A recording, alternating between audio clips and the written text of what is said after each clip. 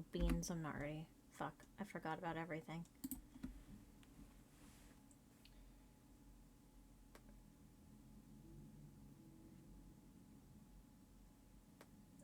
You wanna do what I need you to do? Is that good?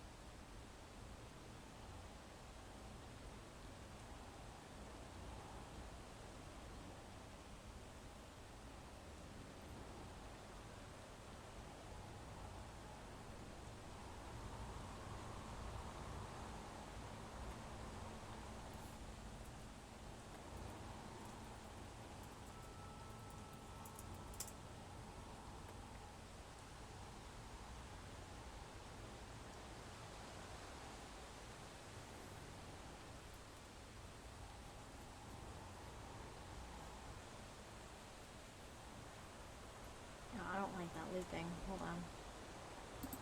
It's not a clean cut. I didn't mean to select that. That's pretty.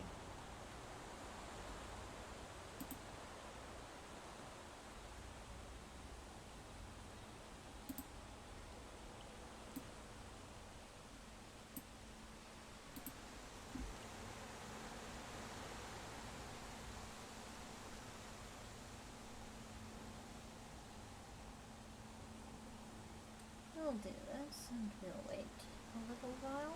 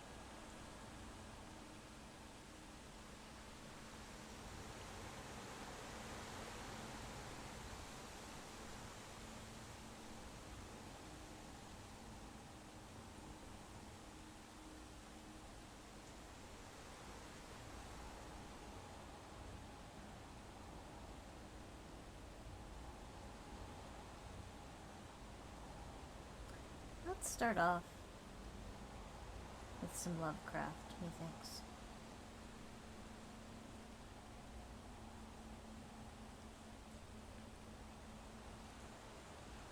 Let us do...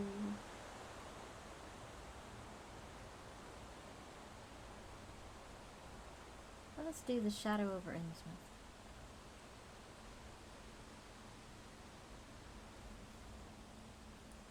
During the winter, of 1927 to 28, officials of the federal government made a strange and secret investigation of certain conditions in the ancient Massachusetts seaport of Innsmouth. Oh, let me actually change this thing.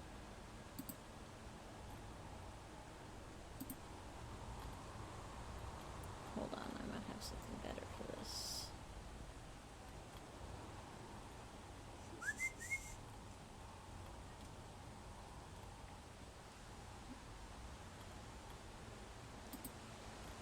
I know it's here somewhere.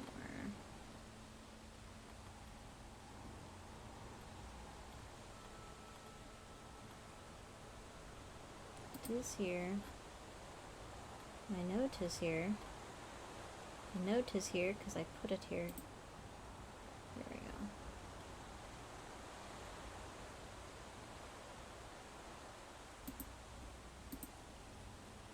Alright, here we are.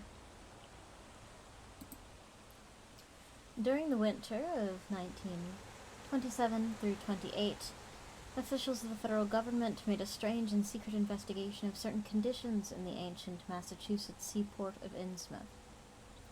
The public first learned of it in February, when a vast series of raids and arrests occurred, followed by the deliberate burning and dynamiting, under suitable precautions, of an enormous number of crumbling, worm-eaten, and supposedly empty houses along the abandoned waterfront.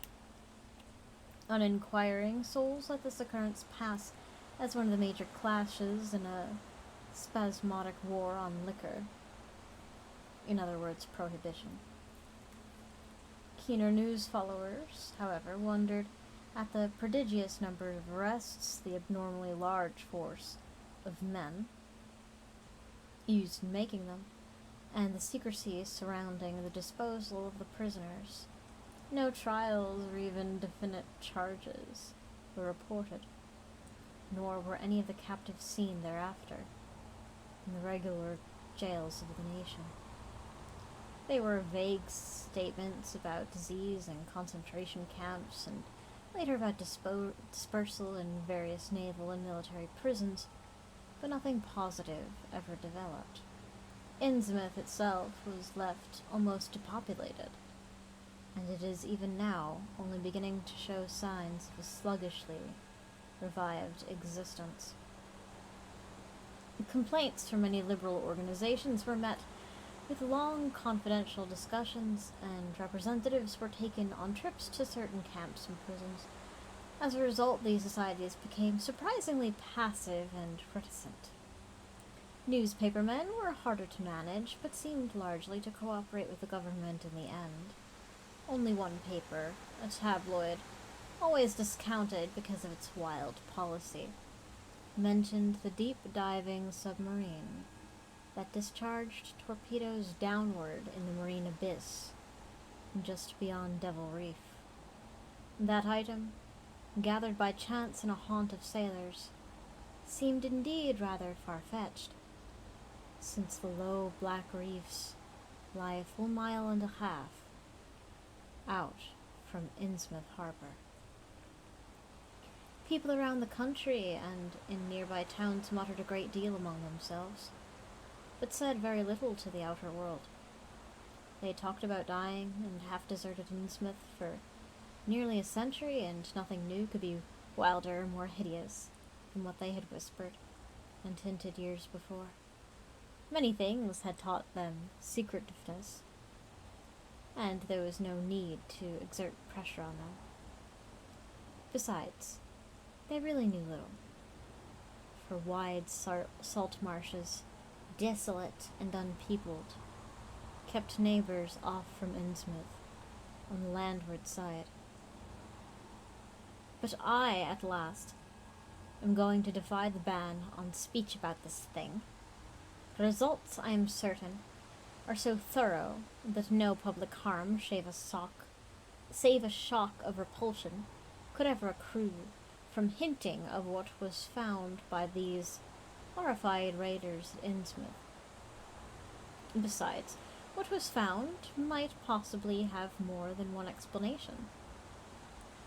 I do not know just how much of the whole tale has been told to even me.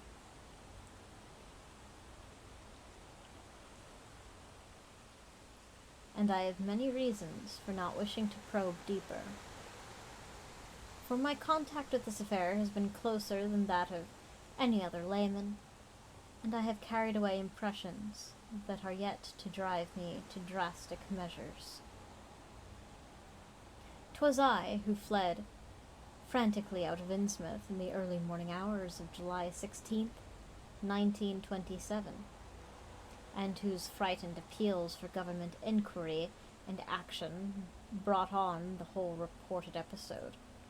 I was willing enough to stay mute while the affair was fresh and uncertain, but now that it is an old story, with public interest and curiosity gone, I've an odd craving to whisper about the few frightful hours in that ill-rumored and evilly shadowed seaport of death and blasphemous abnormality.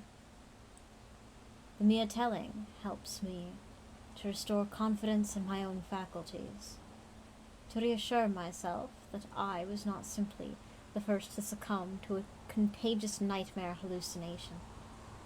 It helps me, too, in making up my mind regarding a certain terrible step which lies ahead of me. I have never heard of Innsmouth till the day before I saw it for the first and so far last time. I was celebrating my coming of age by a tour of New England, sightseeing, antiquarian, and genealogical, and had planned to go directly from ancient Newburyport to Arkham, where my mother's family was derived. I had no car, but was traveling by train, trolley, and motor coach, always seeking the cheapest possible route. In Newburyport, they told me that the steam train was the thing to take to Arkham, and it was only at the station ticket office, when I demurred at the high fare, that I learned about Innsmouth. The stout, shrewd-faced agent, whose speech showed him to be no local man, seemed sympathetic toward my efforts at the economy, and made a suggestion that none of my other informants had offered. "You could take that old bus, I suppose," he said with certain hesitation, "but it ain't that much hereabouts. It goes through Innsmouth. You may have heard about that, and so people don't really like it. Run by an Innsmouth fella, Joe Sargent, who never gets any custom from here. Or Arkham either, I guess. Wonder it keeps running at all. I suppose it's cheap enough, but I never see more'n 2 or 3 people in it. No one but those Innsmouth folks. Use the square, in front of Hammond's drugstore, at 10 a.m. and 7 p.m., unless they changed recently. Looks like a terrible rattletrap. I've never been on it." That was the first I'd ever heard of the shadowed Innsmouth. Any reference to a town not shown on common maps or listed in recent guidebooks would have interested me, and the agent's odd manner of allusion roused something like a real curiosity. A town able to inspire such dislike in its neighbors, I thought, must be at least rather unusual and worthy of a tourist's attention. If it came before Arkham, I would stop off there, and I asked the agent to tell me something about it. He was very deliberate, and spoke with an air of feeling slightly superior to what he said. "Innsmouth? Well, it's a queer kind of town, down at the mouth of Manuxet. Manixet? That place. It used to be almost a city, quite a port before the War of 1812. But it's all gone to pieces in the last 100 years or so. No railroad now, B&M never went through. And the branch line from Rowley was given up years ago. Well, empty houses and people, I guess, and no business to speak of except fishing and mobstering. Everybody trades most either here in Arkham or Ipswich. Once they had quite a few mills, but nothing's left now except for one gold refinery running on the leanest kind of part-time. That refinery, though, used to be a big thing. An old man Marsh who owns it must be richer than Croesus. Queer old duck, though. It sticks mighty close to his home. Supposed to have developed some kind of skin disease or deformity late in life, makes him keep out of sight. Grandson of Captain Obed Marsh founded the business. His mother seems to have been some kind of foreigner. They say a South Sea Islander. So everyone raised Cain when he married an Ipswich girl 50 years ago. They always do that about Innsmouth people. And folks here and hereabouts try to cover up any Innsmouth blood they have in them. But Marsh children and grandchildren just like anyone else, so far as I can see. I've had 'em pointed out to me here, though. Come to think of it, the elder children don't seem to be around lately. Never saw the old man. Why is everybody so down on Innsmouth? Well, young fella, you mustn't take too much stock in what people around here say. They're hard to get 'em started. Once they do get started, they never let up. I've been telling things about Innsmouth, whispering 'em mostly. The last 100 years, I guess. I gather they're more scared than anything else. Such of the stories would make you laugh about old Captain Marsh driving bargains with the devil and bringing him out of hell to live in Innsmouth. Or about some kind of devil worship and awful sacrifices, or in some place near the wharves that the people stumbled around 1845 or thereabouts. But I come from Panton, Vermont. That kind of story don't go down with me. You oughta hear, though, when some of the old-timers tell about the Black Reef off the coast, Devil Reef they call it. Well, it's well above water a good part of the time and never much below it. But I thought you can hardly call it an island.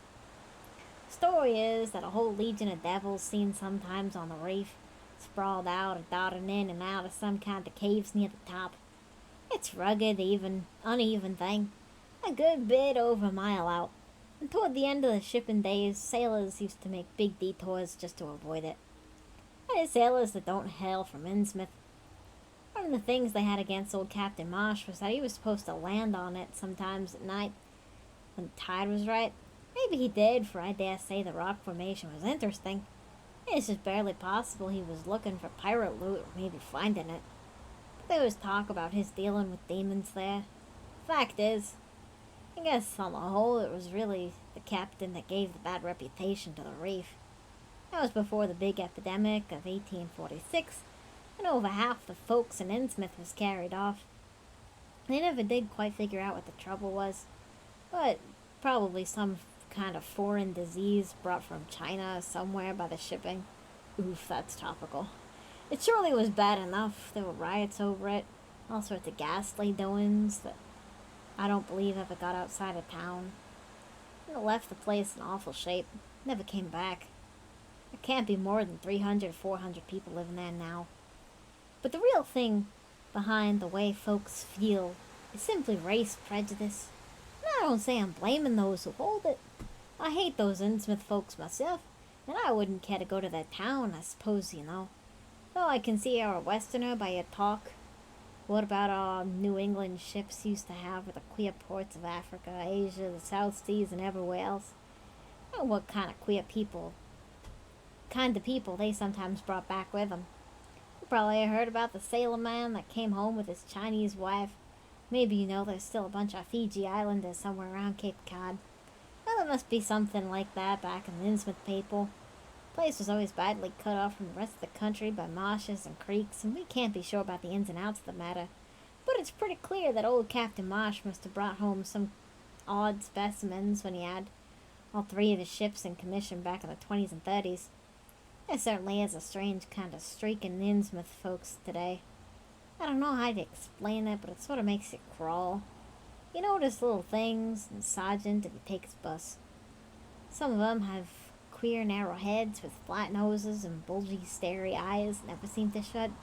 The skin ain't quite right, rough and scabby, and the sides of the neck are all shriveled or creased up. Get bald too, very young. Old fellows look the worst. Fact is, I don't believe I've ever seen an old chap of that kind. Guess they must die of looking in the glass. Animals hate 'em. Used to have lots of horse trouble before the autos came in.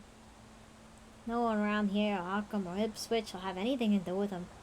They kind of act kind of offish themselves when they come to town or when anyone tries to fish off the grounds. Queer how fish are always thick off Innsmouth Harbor when they ain't anywhere else around. But just try to fish there yourself and see how the folks chase you off. Those people used to come here on the railroad, walking and taking the train at Rowley after the branch was dropped. Now they use that bus. Holy Jesus Christ, this guy is a yenta. Oh. Yes, there's a hotel in Innsmouth called the Gilman House, but I don't believe it can amount to much. I wouldn't advise you to try it. Better stay over here and take the 10 o'clock bus tomorrow morning. Then you can get an evening bus there for Arkham at 8 o'clock. There's a factory inspector who stopped at the Gilman a couple of years ago, and he had a lot of unpleasant hints about the place. Seems they get a queer crowd around there. For this fellow heard voices in other rooms, but most of them was empty, and that gave him the shivers. It was foreign talk, he thought, but he said the bad thing about it was some kind of voice that sometimes spoke. It sounded so unnatural, slopping like, he said, that he didn't dare undress and go to sleep. Just waited up and lit out the first thing in the morning. Talk went on most all night. This fella Casey, his name was, had a lot to say about the Innsmouth folks. Watched him and seemed kind of on guard. He found the Marsh Refinery a queer place. It's an old mill on the low falls of Manixet. What he said tallied up with what I'd heard. Book's in bad shape, and no clear account of any kind of dealings. You know, it's always been kind of a mystery where the Marshes get the gold they refine. They've never seemed to do much buying in that line, but years ago they shipped out an enormous lot of ingots. There used to be talk of queer foreign kind of jewelry that the sailors and refinery men sometimes sold in the sly. Or maybe that was once or twice on some of the Marsh women folks. People allowed maybe old Captain Obed traded for it in some heathen port, especially since he always ordered stacks of glass beads and trinkets such as seafaring men used to get for native trade. Others thought and still think he'd found the old pirate cache on Devil Reef. But here's the funny thing. Old Captain's been dead these 60 years. They haven't been a good-sized ship out the place since the Civil War. But just the same, the Marshes still keep on buying a few of those native trade things, mostly glass and little gew-gews, they told me. Maybe the Innsmouth folks like 'em to look at themselves. God knows they gotta be as bad as the South Sea cannibals and the Guinea savages. This was written in a time where people were a little more racist, and queer didn't mean the thing that queer means now, so keep that in mind. That plague of 46 must have taken the best blood in the place. Anyway, they're a doubtful lot now, and the Marshes and other rich folks are as bad as any.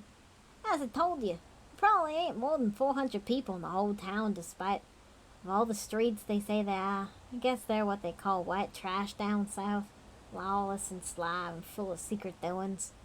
They got a lot of fish and lobsters and do exporting by truck. Queer how the fish swam right there and no one else.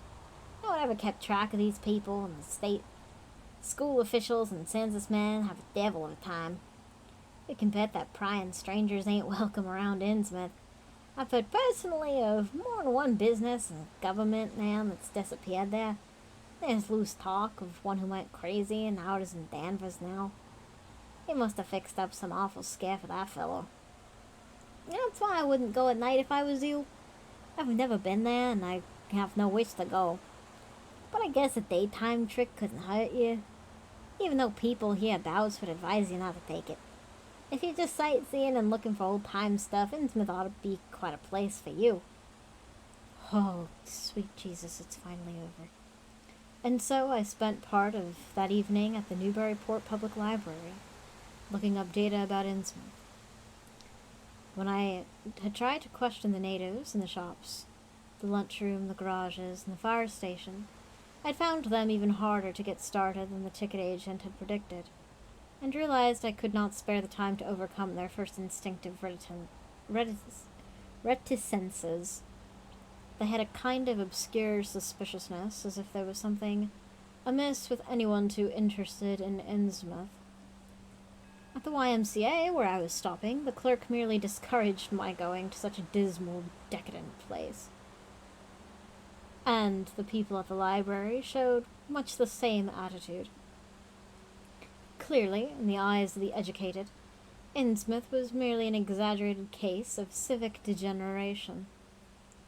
in Essex County. Oh, the Essex County historians. Nope, the Essex County histories on the library shelves had very little to say, except that the town was founded in 1643, noted for shipbuilding before the Revolution, a seat of great marine prosperity in the early 19th century, and later a minor factory center using the Manic-set as power. The epidemic and riots of 1846 were very sparsely treated, as if they formed a discredit to the county. References to decline were few, and though the significance of the later record was unmistakable. After the Civil War, all industrial life was confined to the Marsh Refining Company, and the marketing of old ingots formed the only remaining bit of major commerce aside from the eternal fishing. But fishing paid less and less as the price of the commodity fell, and large-scale corporations offered competition. But there was never a dearth of fish around Innsmouth harbor. Foreigners seldom settled there, and there were some who discreetly veiled evidence that a number of Poles and Portuguese who had tried it had been scattered in a peculiarly drastic fashion. Most interesting of all was a glancing reference to the strange jewelry vaguely associated with Innsmouth. It had evidently impressed the whole countryside more than a little, for mention was made of the specimens in the Museum of Miskatonic University of Arkham, and in the display room of these things were and the display room of the Newburyport Historical Society. The fragmentary descriptions of these things were bald and prosaic, but they hinted to me an undercurrent of persistent strangeness. Something about them seemed so odd and provocative that I could not put them out of my mind, and despite the relative lateness of the hour, I resolved to see the local sample, said to be a large, queerly proportioned thing, evidently meant for a tiara, if it could be possibly arranged. The librarian gave me a note of introduction to the curator of the society, a Miss Anna Tilton, who lived nearby, and after a brief examination of the ancient wow, I can't fucking read. Oh, sorry, mouse. I'm doing all sorts of shit things here. Sorry. I have to, move things around because things are not the way they should be.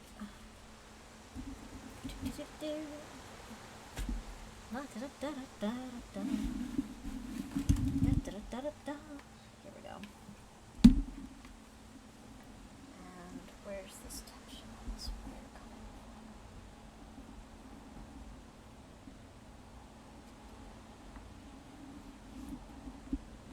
from? It should be fine. Okay. Yeah, this should be okay. Sorry, chat. Hold on. Okay. The librarian gave me a note of introduction to the curator of the society, a Miss Anna Tilton, who lived nearby, and after a brief explanation that the ancient gentlewoman was kind enough to pilot me into the closed building since the hour was not outrageously late. The collection was a notable one indeed, but in my present mood I had eyes for nothing but the bizarre object which glistened in a corner cupboard under the electric lights. It took no excessive sensitiveness or to beauty to make me literally gasp at the strange, unearthly splendor of the alien, opulent fantasy that rested there on a purple velvet cushion. Even now I can hardly describe what I saw, but it was clearly enough a sort of tiara, and the description had said. It was tall in the front, with a very large and curious irregular periphery, as if designed for a head almost freakishly elliptical, of almost freakishly elliptical outline. The material seemed to be predominantly gold, though a weird, lighter lustrousness hinted at some strange alloy with an equally beautiful and scarcely identifiable metal. Its condition was almost perfect, and one could have spent hours in the studying and striking and puzzling on traditional designs, some simply geometrical, and some plainly marine, chased or molded in high relief on its surface, with a craftsmanship of incredible skill and grace. The longer I looked, the more the thing fascinated me. And in this...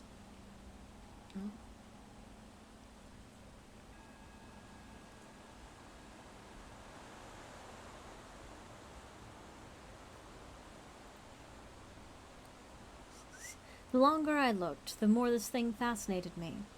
And in this fascination there was a curiously disturbing element hardly to be classified or accounted for.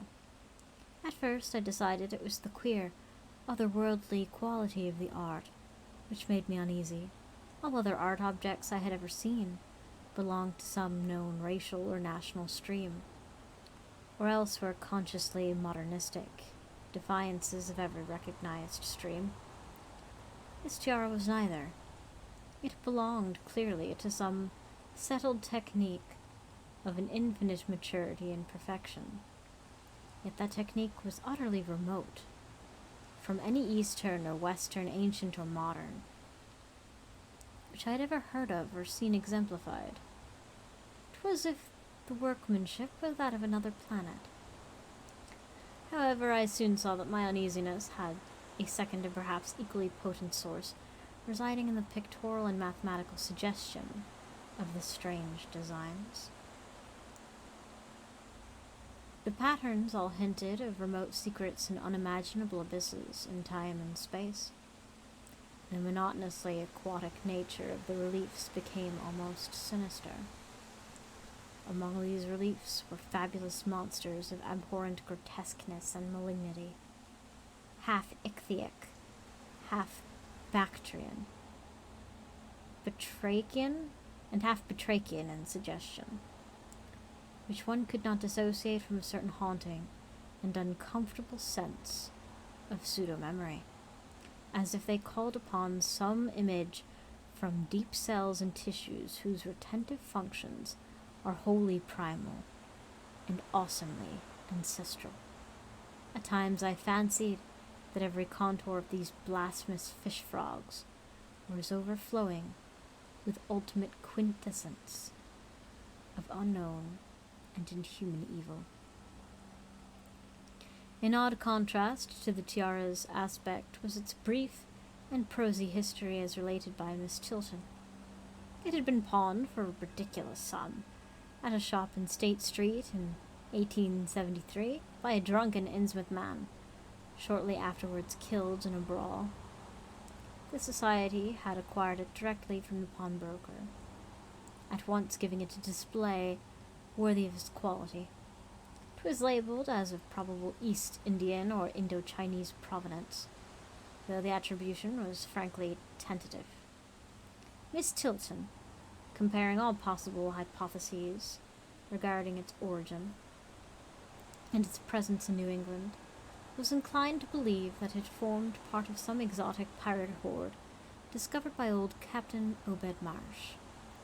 This view was surely not weakened by the insistent offers of purchase at high price, which the Marshes began to make as soon as they knew of its presence, and which they repeated to this day, despite the Society's unvarying determination not to sell. As the good lady showed me out of the building, she made clear that the pirate theory of the Marsh fortune was a popular one among the intelligent people of the region. Her own attitude towards Shattered Innsmouth, which she had never seen, was one of disgust at a community slipping far down the cultural scale, and she assured me that the rumors of the devil worship were partially justified by a peculiar secret cult, which had gained force there and engulfed all the Orthodox churches. It was called, she said, the Esoteric Order of Dagon, and was undoubtedly a debased, quasi-pagan thing, imported from the East century before, at a time when the Innsmouth fisheries seemed to be going barren. Its presence among the simple people was quite a natural thing in view of the sudden and permanent return of the abundant fine fishing, and it soon came to be the greatest influence in the town, replacing Freemasonry altogether and taking up headquarters in the old Masonic Hall on New Church Green. All this, to the pious Miss Tilton, formed an excellent reason for shunning the ancient town of decay and desolation, but to me it was merely a fresh incentive.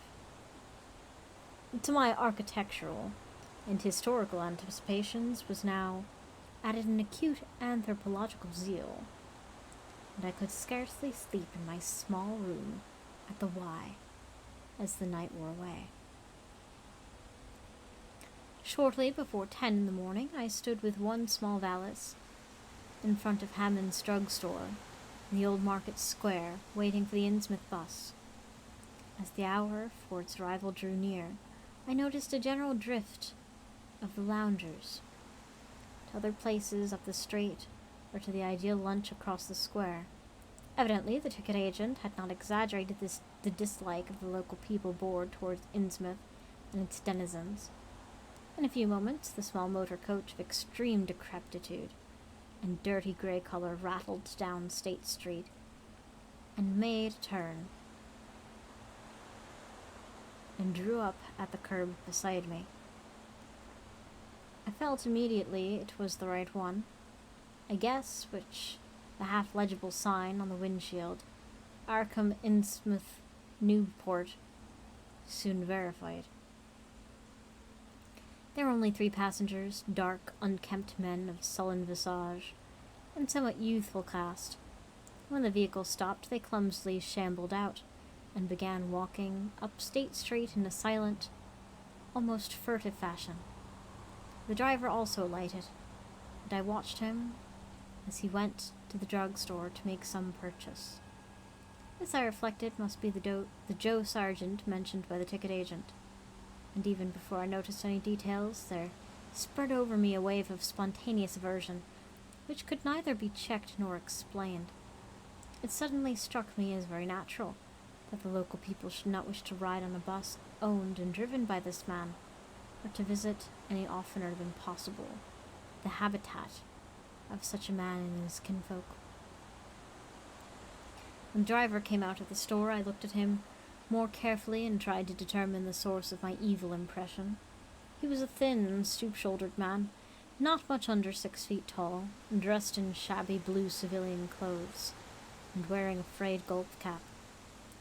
His age was perhaps 35, but the odd deep creases in the sides of his neck made him seem older, when one did not study his dull, expressionless face. He had a narrow head, bulging, watery blue eyes that seemed never to wink, a flat nose, a receding forehead and chin, and singularly underdeveloped ears.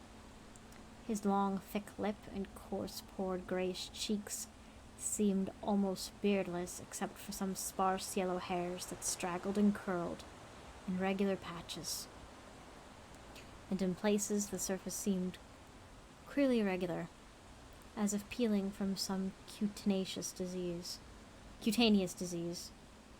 His hands were large and heavily veined, and had a very unusual greyish-blue tinge. The fingers were strikingly short in proportion to the rest of his structure, and it seemed to have a tendency to curl closely into the huge palm.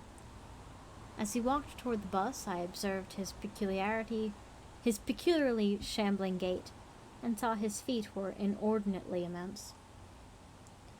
The more I studied them, the more I wondered how he could buy any shoes to fit them. A certain greasiness about the fellow increased my dislike. Oh, sorry.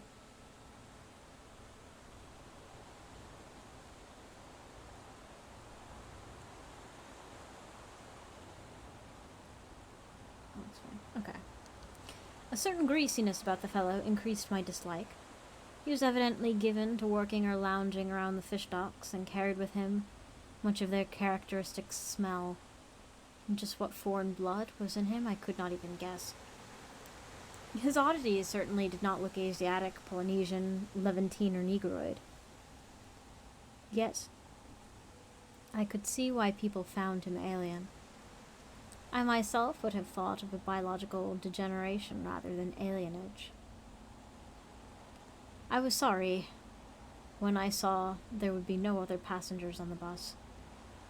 Somehow I did not like the idea of riding alone with this driver.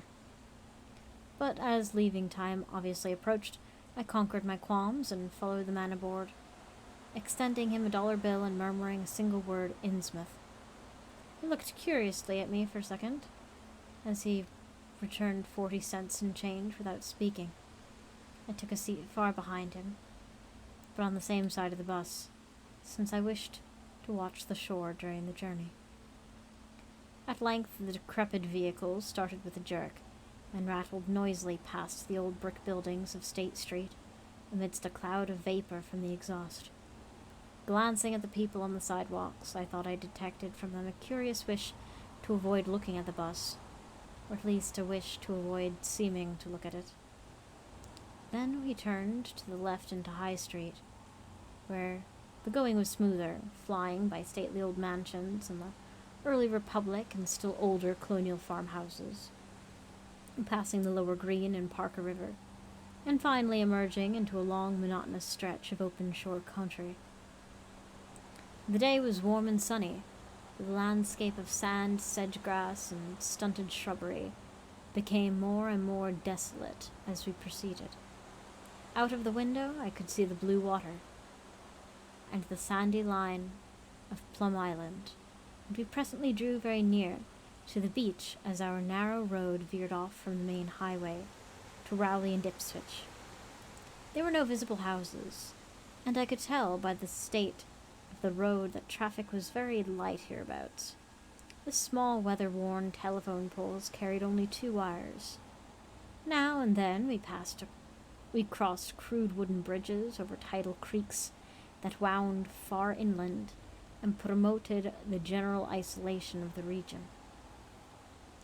Once in a while I noticed dead stumps and crumbling foundations above the drifting sand, and recalled the old tradition, quoted in one of the histories that I had read, that this was once a fertile and thickly settled countryside. The change, it said, came simultaneously when the Innsmouth epidemic of 1846, and was thought by simple folk to have a dark connection with the hidden forces of evil.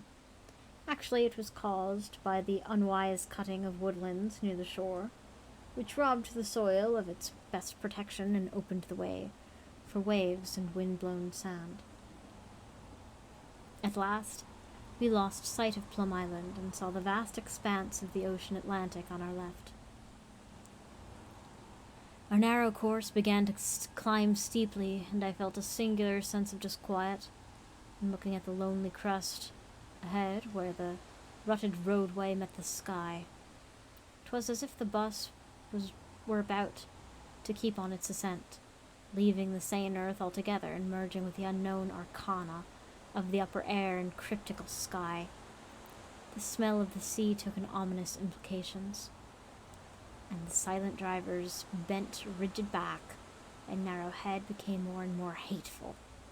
As I looked at him, I saw the back of his head was almost as hairless as his face, having only a few straggling yellow strands upon a grey, scabrous surface.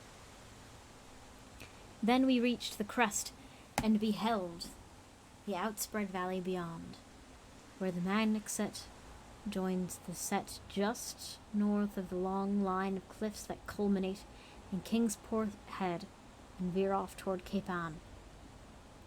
On the far misty horizon, I could just make out the dizzy profile of the head, topped by the queer ancient house, of which so many legends are told. But for the moment, all of my attention was captured by the near panorama just below me. I had realized, come face to face with a rumor-shadowed Innsmouth. It was a town of wide extent and dense construction, yet one with portentous dearth of visible life. From the tangle of chimney pots, scarcely a wisp of smoke came, and the 3 tall steeples loomed stark and unpainted against the seaward horizon. One of them was crumbling down at the top, and in that and another there was only black gaping holes where clock dials should have been. The vast huddle of sagging bramble roofs and peaked gables conveyed with offensive clearness the idea of wormy decay. As we approached along the now descending road, I could see that many roofs had wholly caved in. There were some large-scale Gregorian houses, too, with hipped roofs, cupolas, and railed widows' walks. These were mostly well back from the water, and 1 or 2 seemed to be in moderately sound condition.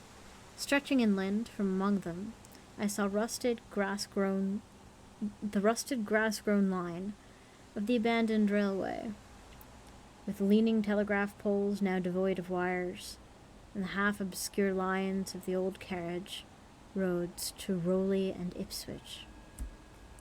Hold on. I'm just gonna switch something up real quick.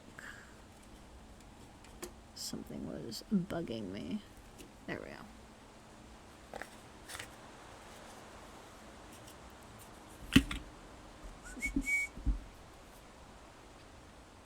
The decay was worst close to the waterfront, though in its very midst I could spy the white belfry of a fairly well-preserved brick structure,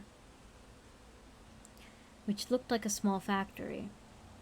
The harbour, long clogged with sand, was enclosed by an ancient stone breakwater, on which I could begin to discern the minute forms of a few seated fishermen, and whose end were what looked like the foundations of a bygone lighthouse. A sandy tongue had formed inside this barrier, and upon it I saw a few decrepit cabins, moored dories, and scattered lobster pots. The only deep water seemed to be where the river poured out past the belfried structure and turned southward to join the ocean at the breakwater's end. Here and there, ruins of wharves jutted out from the shores to end in indeterminate rottenness, those far to the south seeming the most decayed. And far out at sea, despite the high tide, I glimpsed a long black line scarcely rising above the water, yet carrying a suggestion of odd latent malignancy. This I knew must be Devil's Reef. As I looked, a subtle, curious sense of beckoning seemed superadded to the grim repulsion, and oddly enough, I found this overtone more disturbing than the primary impression. We met no one on the road, but presently began to pass deserted farms in various stage of ruin. Then I noticed a few inhabited houses, with rags stuffed in the broken windows and shells of dead fish lying about the littered yards. Once or twice I saw listless-looking people working in barren gardens, or digging clams on the fishy-smelling beach below, and groups of dirty, simian-visaged children playing around weed-grown doorsteps. Somehow these people seemed more disquieting than the dismal buildings, for almost everyone had certain peculiarities of face and motion, which I instinctively disliked, without being able to define or comprehend them. For a second I thought this typical physique suggested some picture I had seen, perhaps a book under circumstances of particular horror or melancholy. Pardon. But this pseudo-recollection passed very quickly. As the bus reached a lower level, I began to catch a steady note of waterfall through the unnatural stillness. The leaning, unpainted houses grew thicker, lined both sides of the road, and displayed more urban tendencies than did those that we were leaving behind. Panorama ahead had contracted to a street scene, and in spots I could see where a cobblestone pavement and stretches of brick sidewalk had formerly existed. All the houses were apparently deserted, and there were occasional gaps where tumble-down chimneys and cellar walls told of buildings that had collapsed. Pervading everything was the most nauseous, fishy odor imaginable. Soon, cross-street and junctions began to appear, those on the left leading to shoreward realms of unpaved squalor and decay, while those on the right showed vistas of departed grandeur. So far, I had seen no people in the town, but there now came signs of a sparse inhabitation. Curtained windows here and there, and an occasional battered motor car at the curb. Pavement and sidewalks were increasingly well defined, and though most of the houses were quite old, wood and brick structures of the early 19th century, they were obviously kept fit for habitation. As an amateur antiquarian, I almost lost my olfactory disgust and my feeling of menace and repulsion amidst this rich, unaltered survival from the past. But I was not to reach my destination without one very strong impression of poignantly disagreeable quality. The bus had come to a sort of open concourse or radial point, with churches on two sides and the bedraggled remains of a circular green in the center. And I was looking at a large pillared hall on the right-hand junction ahead.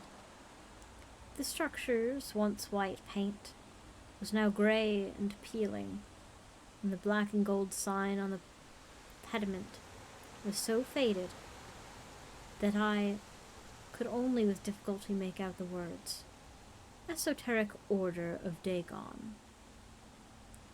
This, then, was the former Masonic Hall, now given over to a degraded cult.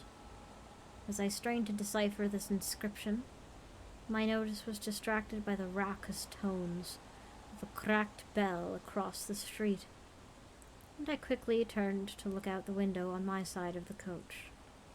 The sound came from a squat-towered stone church, of manifestly later date than most of the houses, built in a clumsy Gothic fashion and having disproportionately high basement with shuttered windows. Though the hands of its clock were missing on the side I glimpsed, I knew that those hoarse strokes were tolling the hour of 11.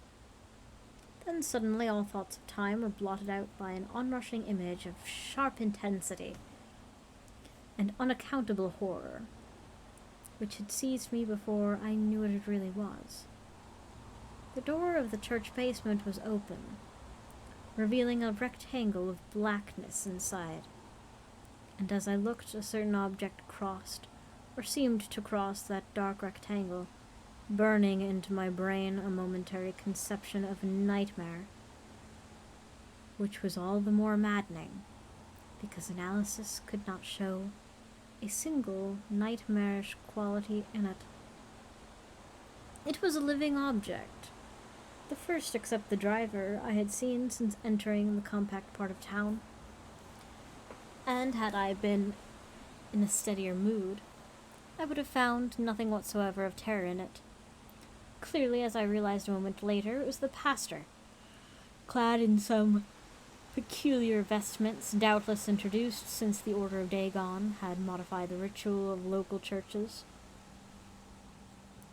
The thing that had probably caught my first subconscious glance and supplied the touch of bizarre horror was the tall tiara he wore, an almost exact duplicate of the one Miss Tilton had shown me the previous evening. This, acting on my imagination, had supplied nameless sinister qualities to the indeterminate face and robed shambling form beneath it. There was not, I soon decided, any reason why I should have felt that shuddering touch of evil pseudo-memory. Was it not natural that a local mystery cult should adopt among its regimentals a unique type of headdress, made familiar to the community in some strange way, perhaps as treasure trove. Very thin sprinkling of repellent-looking youngish people now became visible on the sidewalks, lone individuals in silent knots of 2 or 3. The lower floors of the crumbling houses sometimes harbored small shops with dingy signs, and I noticed a parked truck or two as we rattled along. The sound of waterfalls became more and more distinct, and presently I saw a fairly deep river gorge ahead, spanned by a wide, iron-railed highway bridge, beyond which a large square opened out. As we clanked over the bridge, I looked out on both sides and observed some factory buildings on the very edge of the grassy bluff, or partway down. The water far below was very abundant, and I could see 2 vigorous sets of falls upstream on my right, and at least one downstream on my left. From this point, the noise was quite deafening. Then we rolled into the large semicircular square across the river and drew up the right-hand side in front of a tall, cupola-crowned building with remnants of yellow paint and with a half-effaced sign proclaiming it to be the Gilman House. I was glad to get out of that bus, and at once proceeded to check my valise in the shabby hotel lobby. There was only one person in sight, an elderly man without what I had come to call the Innsmouth look, and I decided not to ask him any of the questions which bothered me, remembering that odd things had been noticed in this hotel. Instead, I strolled out on the square, from which the bus had already gone, and studied the scene minutely and appraisingly. On one side of the cobblestoned open space was the straight line of the river. The other was a semicircle of slant-roofed brick buildings of about the 1800 period, from which several streets radiated away to the southeast, south, and southwest. Lamps were depressingly few and small, and all powered incandescents, and I was glad that my plans called for departure before dark, even though I knew the moon would be bright. The buildings were all in fair condition, and included perhaps a dozen shops in current operation, of which one was a grocery of the First National chain, others a dismal restaurant, a drugstore, and a wholesale fish dealer's office, and another, at the eastward extremity of the square near the river, an office of the town's only industry, the Marsh Refining Company. There were perhaps 10 people visible, and 4 or 5 automobiles and motor trucks stood scattered about. I did not need to be told that this was the civil center of Innsmouth. Eastward I could catch a blue glimpse of the harbor, against which rose the decaying remains of 3 once beautiful Georgian steeples. And toward the shore, on the opposite bank of the river, I saw the white belfry surmounting what I took to be the Marsh Refinery. For some reason or other, I chose to make my first inquiries at the chain grocery, whose personnel was not likely to be native to Innsmouth. I found a solitary boy of about 17 in charge, and was pleased to note the brightness and affability which promised cheerful information. He seemed exceptionally eager to talk, and soon gathered that he did not like the place, its fishy smell, or its furtive people. A word with any outsider was a relief to him. He hailed from Arkham, boarded with a family who came from Ipswich, and went back whenever he got a moment off. His family did not like him to work in Innsmouth, but the chain had transferred him here, and he did not wish to give up his job. There was, he said, no public library or chamber of commerce in Innsmouth, but I could probably find my way about. The streets I had come down was Federal. West of that were fine old residence streets, Broad, Washington, Lafayette, and Adams, and east of it were the shoreward slums. 'Twas in these slums, along Main Street, that I would find the old Georgian churches, but they were long abandoned. It would be well not to make oneself too conspicuous in such neighborhoods, especially north of the river, since the people were sullen and hostile. Some strangers had even disappeared. Certain spots were almost forbidden territory, as he had learned at considerable cost. One must not, for example, linger much around the Marsh refinery, or around any of the still used churches, or around the pillared Order of Dagon Hall at New Church Green. Those churches were very odd, all violently disavowed by their respective denominations elsewhere, and apparently using the queerest kind of ceremonials and clerical vestments. Their creeds were heterodox and mysterious, involving hints of certain marvelous transformations leading to bodily immortality of a sort on this earth. The youth's own pastor, Dr. Wallace of Ashbury, M.E., Church in Arkham, had gravely urged him not to join any church in Innsmouth. As for the Innsmouth people, the youth hardly knew what to make of them.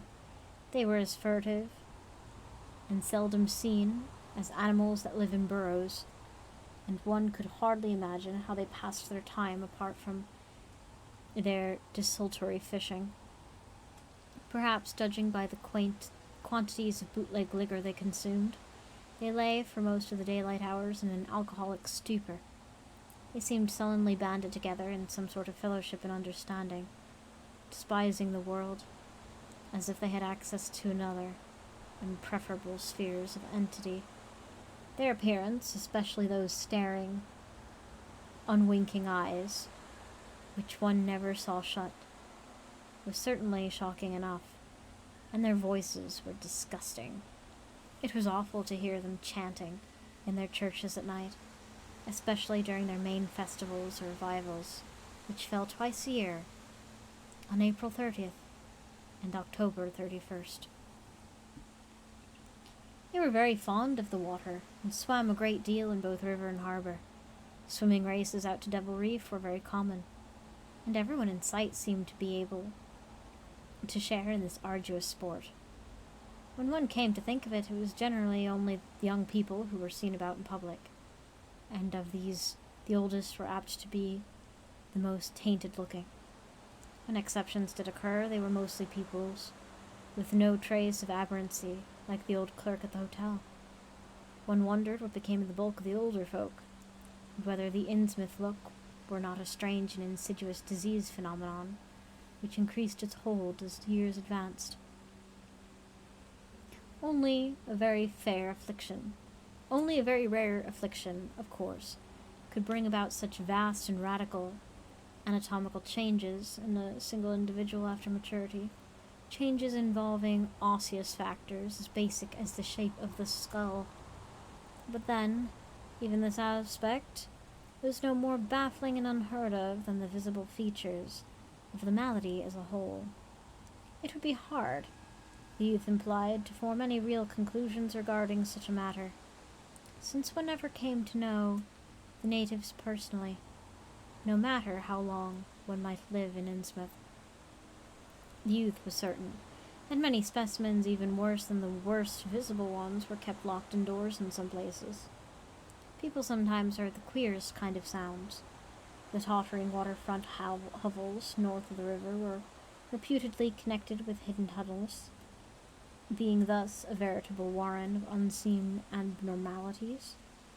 What kind of foreign blood, if any, these beings had, it was impossible to tell. They sometimes kept certain especially repulsive characters out of sight when government agents and others from the outside world came to town. It would be of no use, my informant said, to ask the natives anything about the place. The only one who would talk was a very aged but normal-looking man who lived at the poorhouse on the northern rim of town and spent his time walking about or lounging around the fire station. This hoary character, Zadok Allen, was 96 years old, Jesus Christ, and somewhat touched in the head. besides being the town drunkard. He was a strange, furtive creature who constantly looked over his shoulder, as if afraid of something, and when sober could not be persuaded to talk at all with strangers. He was, however, unable to resist any offer of his favorite poison, and once drunk would furnish the most astonishing fragments of whispered reminiscence. After all, though, little useful data could be gained from him, since his stories were all insane, incomplete hints of impossible marvels and horrors, which could have no source save in his own disordered fancy. No one ever believed him, but the natives did not like him to drink and talk with strangers, and it was not always safe to be seen questioning him. It was probably from him that some of the wildest popular whispers and delusions were derived. Several non-native residents had reported monstrous glimpses from time to time, but between old Zadok's tales and the malformed inhabitants, it was no wonder such illusions were current. None of the non-natives ever stayed out late at the night, there beside being a wide-spread impression that it was not wise to do so. Besides, the streets were loathsomely dark. As for business, the abundance of fish was certainly almost uncanny, but the natives were taking less and less advantage of it. Moreover, prices were falling and competition was growing. Of course, the town's real business was the refinery, whose commercial office was on the square only a few doors east of where we stood. Old Man Marsh was never seen, but sometimes went to the works in a closed curtain car. There were all sorts of rumors about how Marsh came to look. He'd once been a great dandy, and people said he still wore the frock-coated finery of the Edwardian age, curiously adapted to certain deformities. His sons had formerly conducted the office in the square, but latterly they had been keeping out of sight a good deal, and leaving the brunt affairs to the younger generation. The sons and their sisters had come to look very queer, especially the elder ones, and it was said their health was failing. One of the Marsh daughters was a repellent, reptilian-looking woman who wore an excess of weird jewelry, clearly of the same exotic tradition as that to which the strange tiara belonged. My informant had noticed it many times, and had heard it spoken as of coming from some secret horde, either of pirates or of demons. The clergyman you're Thundercunny. The clergymen or priests or whatever they were called nowadays also wore this kind of ornament as a headdress, but one seldom caught a glimpse of them. Other specimens the youth had not seen, though many were rumored to exist around Innsmouth. Wow.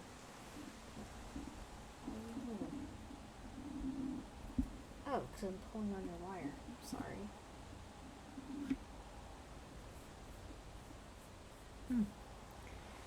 The Marshes, together with the other 3 gently bred families of the town, the Waits, the Gilmans, and the Elliots, were all very retiring.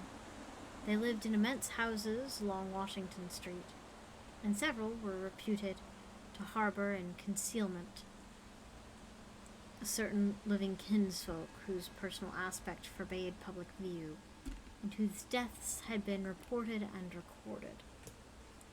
Warning me that many of the street signs were down, the youth drew for my benefit a rough but ample and painstaking sketch map of the town's salient features. After a moment's study, I felt sure that it would be of great help, and pocketed it with profuse thanks. Disliking the dinginess of the single restaurant I had seen, I bought a fair supply of cheese crackers and ginger wafers to serve as lunch later on. My program, I decided, would be to thread the principal streets, talk with any non-natives I might encounter, catch the 8 o'clock coach for Arkham. The town, I could see, formed a significant and exaggerated example of communal decay. But, being no sociologist, I would limit my serious observations to the field of architecture. Thus I began my systematic, though half-bewildered tour of Innsmouth's narrow, shadow-blighted ways. Hold on, I am getting horribly tied up in wires, and I need to fix that. You're hooked on. That is causing me so much grief.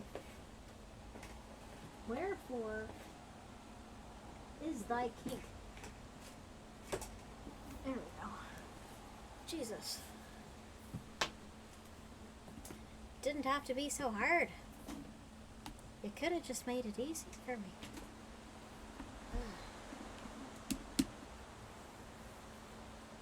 Alright. And now, back to the feature presentation. Martians all together are retiring, morning, Thus I began my systematic, though half-bewildered, tour of Innsmouth's narrow, shadow-blighted ways. Crossing the bridge and turning toward the roar of the lower falls, I passed close to the Marsh refinery, which seemed to be oddly free from the noise of industry. This building stood on the steep river bluff, near a bridge and an open confluence of streets, which I took to be the earliest civic center, and displaced after the Revolution by present town square. Recrossing the gorge on Main Street Bridge, I struck a region of utter desertion, which somehow made me shudder. Collapsing hurdles of gambrel roofs formed a jagged and fantastic skyline, above which rose the ghoulish, decapitated steeple of an ancient church. Some houses along Main Street were tenanted, but most were tightly boarded up. Down unpaved side streets I saw the black, gaping windows of deserted hovels, many of which leaned perilous and incredible angles through the sinking part of foundations. Those windows stared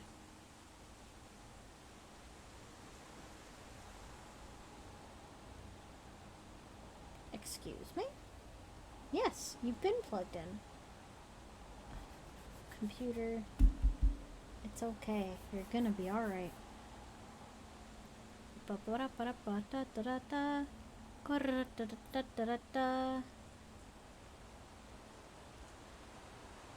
God damn it. Ghoulish, decapitated steeples. Some houses along Main Street were tenanted. Mostly were tightly boarded up. Down unpaved side streets I saw black, gaping windows of deserted hovels, many of which leaned at perilous and incredible angles through the sinking part of the foundations. Those windows stared so spectrally that it took courage to turn eastward toward the waterfront. Certainly the terror of deserted house swells in geometrical rather than arithmetical progression, as houses multiplied to form a city of stark desolation.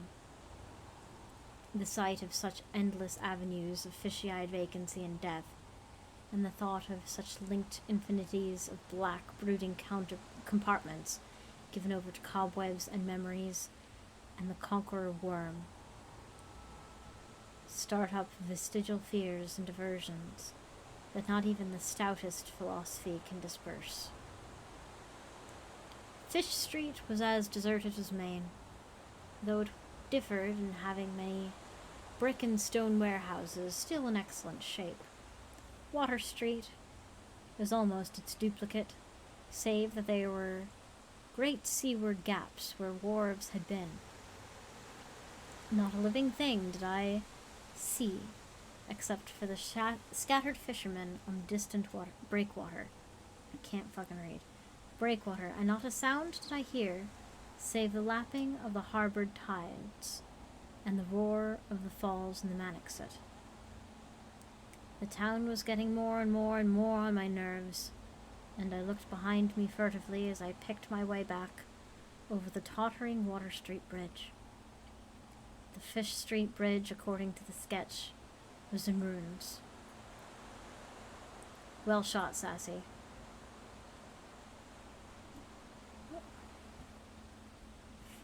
reason are you not doing battery plugs?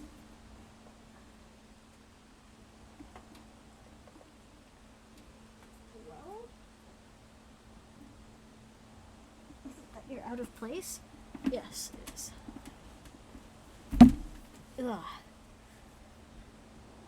We're reading The Shadow of Innsmouth, which I thought was much shorter than it was.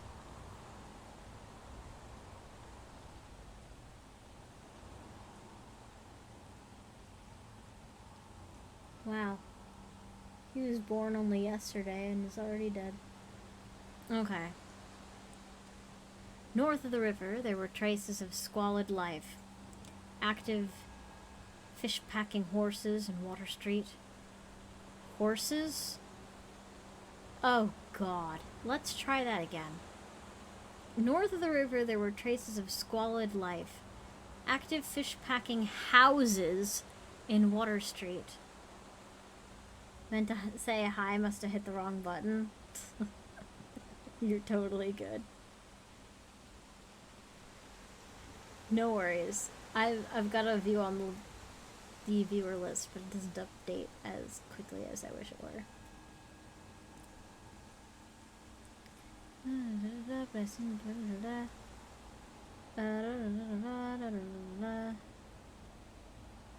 God, why do I not remember where the fuck I left off? North of the river, there were traces of squalid life, active fish-packing houses on Water Street, smoking chimneys and patched roofs here and there, occasional sounds from indeterminate sources, and infrequent shambling forms in the dismal streets and unpaved lanes. But I seemed to find this even more oppressive than the southerly desertion. For one thing, the people were more hideous and abnormal than those near the center of town, so that I was several times evilly reminded of something utterly fantastic which I could not quite place. Undoubtedly, the alien strain in Innsmouth folk was stronger here than farther inland, unless indeed the Innsmouth look were a disease rather than a blood strain, in which case this district might be held to harbor the more advanced cases. One detail that annoyed me was the distribution of the few faint sounds I heard. They ought naturally to have come wholly from the visibly inhabited houses, yet in reality were often strongest inside the most rigidly boarded-up facades. There were creakings, scurryings, and hoarse, doubtful noises, and I thought uncomfortably about the hidden tunnels suggested by the grocery boy. Suddenly I found myself wondering what the voices of the denizens would be like. I had heard no speech so far in this quarter, and was unaccountably anxious not to do so. Pausing only long enough to look at two fine but ruinous old churches at Main and Church Streets, I hastened out of that vile waterfront slum. My next logical goal was New Church Green. But somehow or other I could not bear to pass that church in whose basement I had glimpsed the inexplicably frightening form of that strangely diademed priest or pastor. Besides, the grocery youth had told me that churches, as well as the Order of Dagon Hall, were not advisable neighborhoods for strangers. Accordingly, I kept north along Main and to Martin, then turning inland, crossing Federal Street safely north of the Green, and entering the decayed patrician neighborhood of northern Broad, Washington, Lafayette, and Adams Streets. Though those stately old avenues were ill-surfaced and unkempt, their elm-shaded dignity had not entirely departed. Mansion after mansion claimed my gaze, most of them decrepit and boarded up amidst neglected grounds, one or two in each street showing signs of occupancy. In Washington Street there was a row of 4 or 5 in excellent repair, and with finely tended lawns and gardens, the most sumptuous of these, with wide terraced patters extending back the whole way to Lafayette Street, I took to be the home of Old Man Marsh, the afflicted refinery owner. In all these streets, no living thing was visible, and I wondered at the complete absence of cats and dogs from Innsmouth. Another thing which puzzled and disturbed me, even in some of the best preserved mansions, was the tightly shuttered condition of the many third-story and attic windows. Furtiveness and secretiveness seemed universal in this hushed city of alienage and death, and I could not escape the sensation of being watched from ambush on every hand by sly, staring eyes that never shut. I shivered as the cracked stroke of 3 sounded from a belfry on my left. Belfry, one of the two. Too well did I recall the squat church from which these notes came. Following Washington Street toward the river, I now faced a new zone, a former industry and commerce, noting the ruins of a factory ahead, and seeing others with the traces of an old railway station and covered railway bridge beyond. Up the gorge on my right.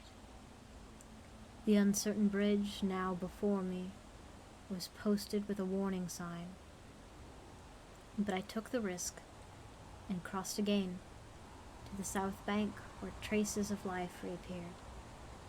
Furtive, shambling creatures stared cryptically in my direction, and more normal faces eyed me coldly and curiously. Innsmouth was rapidly becoming intolerable, and I turned down Payne Street towards the square in the hope of getting some vehicle to take me to Arkham before the still distant starting time of that sinister bus.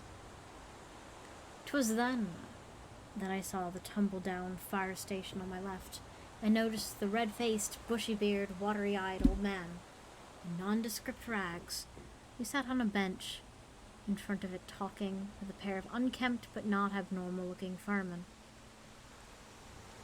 This, of course, must be Zadok Allen, the half-crazed licorice nonagenarian, whose tales of old Innsmouth and its shadow were so hideous and incredible. It must have been some imp of the perverse or some sardonic pull from dark, hidden sources which made me change my plans as I did. I'd long before resolved to limit my observations to architecture alone, and I was even then hurrying toward the square in an effort to get a quick transportation out of the festering city of death and decay. But the sight of old Zadok Allen set up new currents in my mind, and made me slacken my pace uncertainly. I had been assured that the old man could do nothing but hint at wild, disjointed, and incredible legends, and I had been warned that the native made it unsafe to be seen talking with him. Yet the thought of this aged witness to the town's decay, with memories going back to the early days of ships and factories, was a lure that no amount of reason could make me resist. After all, the strangest and maddest of myths are often merely symbols or allegories based upon truth, and old Zadok must have seen everything which went on around Innsmouth for the last 90 years. Curiosity flared up beyond sense and caution, and in my youthful egotism I fancied I might be able to sift a nucleus of real history from the confused, extravagant outpouring I would probably extract with the aid of raw whiskey. I knew that I could not accost him then and there. I feel like I can remember a game vaguely based on this. This is The Shadow of Innsmouth.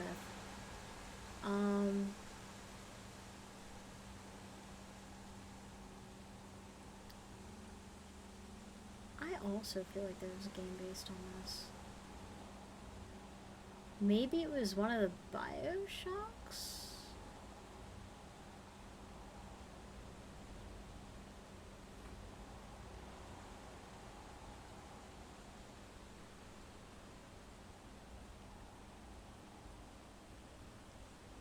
It's one of the more popular stories. I've never read it before, though. I can't remember it either. It's on, like, the tip of my brain. I just can't reach it. Shout it out in chat if you remember. I knew that I could not accost him then and there, for the fireman would surely notice and object. Instead, I reflected I would prepare by getting some bootleg liquor at a place where the grocery boy had told me it was plentiful. Then I would loaf near the fire station, in apparent casualness, and fall in with old Zadok after he'd started one of his frequent lambles. The youth had said he was very restless, seldom sitting around the station for more than an hour or two at a time.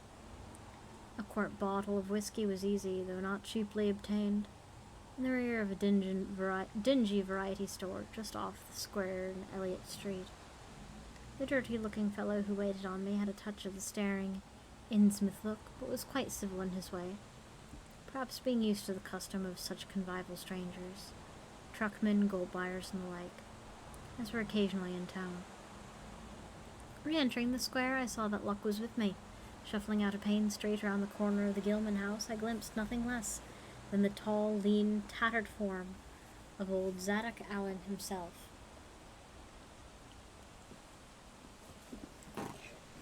Oops. There we go. Zadok himself.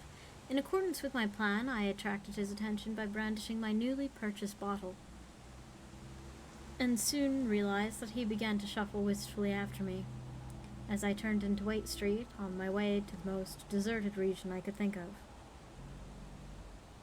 I was steering my course by the map the grocery boy had prepared, and was aiming for the wholly abandoned stretch of southern waterfront, which I'd previously visited. The only people in sight there had been the fishermen on the distant breakwater, and going a few squares south, I could get beyond the range of these, finding a pair of seats on some abandoned wharf, and being free to question old Zadok unobserved for an indefinite amount of time. But before I reached the main street, I could hear a faint and wheezy, "Hey, mister!"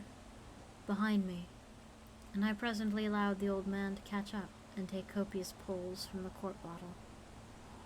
I began putting out feelers. We walked amidst the omnipresent desolation and crazily tilted ruins. I found that the aged tongue did not loosen as quickly as I expected.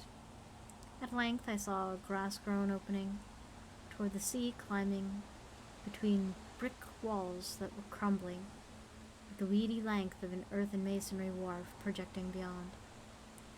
Piles of moss-covered stones near the water promised tolerable seats,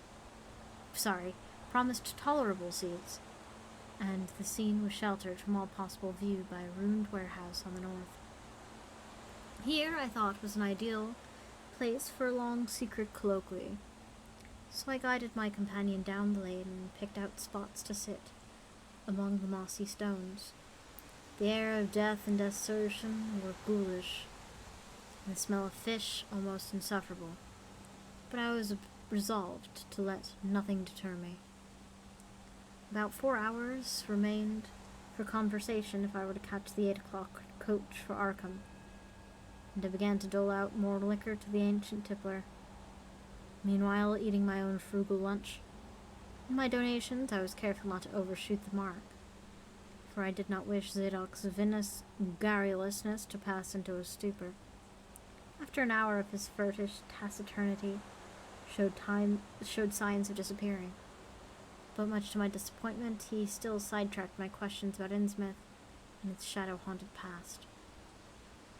He would babble of current topics, revealing a wide acquaintance with the newspapers and a great tendency to philosophize in the sententious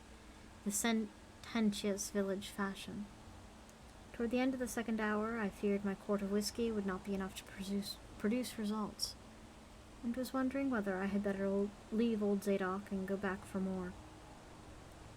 Just then, however, chance made the opening which my questions had been unable to make, and the wheezing ancient's rambling took a turn that caused me to lean forward and listen alertly. My back was toward the fishy-smelling sea, but he was facing it, and something or other had caused his wandering gaze to light on the low, distant line of Devil Reef, then showing plainly and almost fascinatingly above the waves. The sight seemed to displease him, for he began a series of weak curses which ended in a confidential whisper and a knowing leer. He bent toward me, took a hold of my coat label, and hissed out some hints that could not be mistaken. That's where it all began. That cursed place of all wickedness, where the deep water starts. Gate of hell. Sheer drop down to a bottom no sound in line could take. Old Cap'n Obed done it. Him that found out more'n was good for him in the South Sea Islands. Everybody was in a bad way them days. Trade falling off, mills losing business, even the new ones. And the best of their menfolks killed to privateering in the War of 1812, or lost with the Elizabeth bringing her the Ranger Skull. Both on him Gilman Venters. Obed Marsh, he had 3 ships afloat, Brigantine Columbia, Brig Hetty, and bark Sumatra Queen. He was only one as kept on which the East Indian and Pacific trade, the Westras Martin Barkentine, Millie Bride made Venter as late at 28. Never was nobody like Cap'n Obed, old limb of Satan. I can mind him a telling about furrin parts and calling all the folks stupid for going to Christian meeting and bearing their burdens meek and lowly. Says they'd orter get better gods like some of the folks in the Injies. God is a bring 'em good fishing in return for their sacrifices, and he'd really answer folks' prayers. Matt Elliot, his first mate, talked a lot too, only he was egging folks doing any heathen things. Talked about an island east of Haiti where there was a lot of stone ruins older than anyone ever knew about, kinda like on Ponape in the Carolinas, with carvings of faces that looked near the big statues on Easter Island.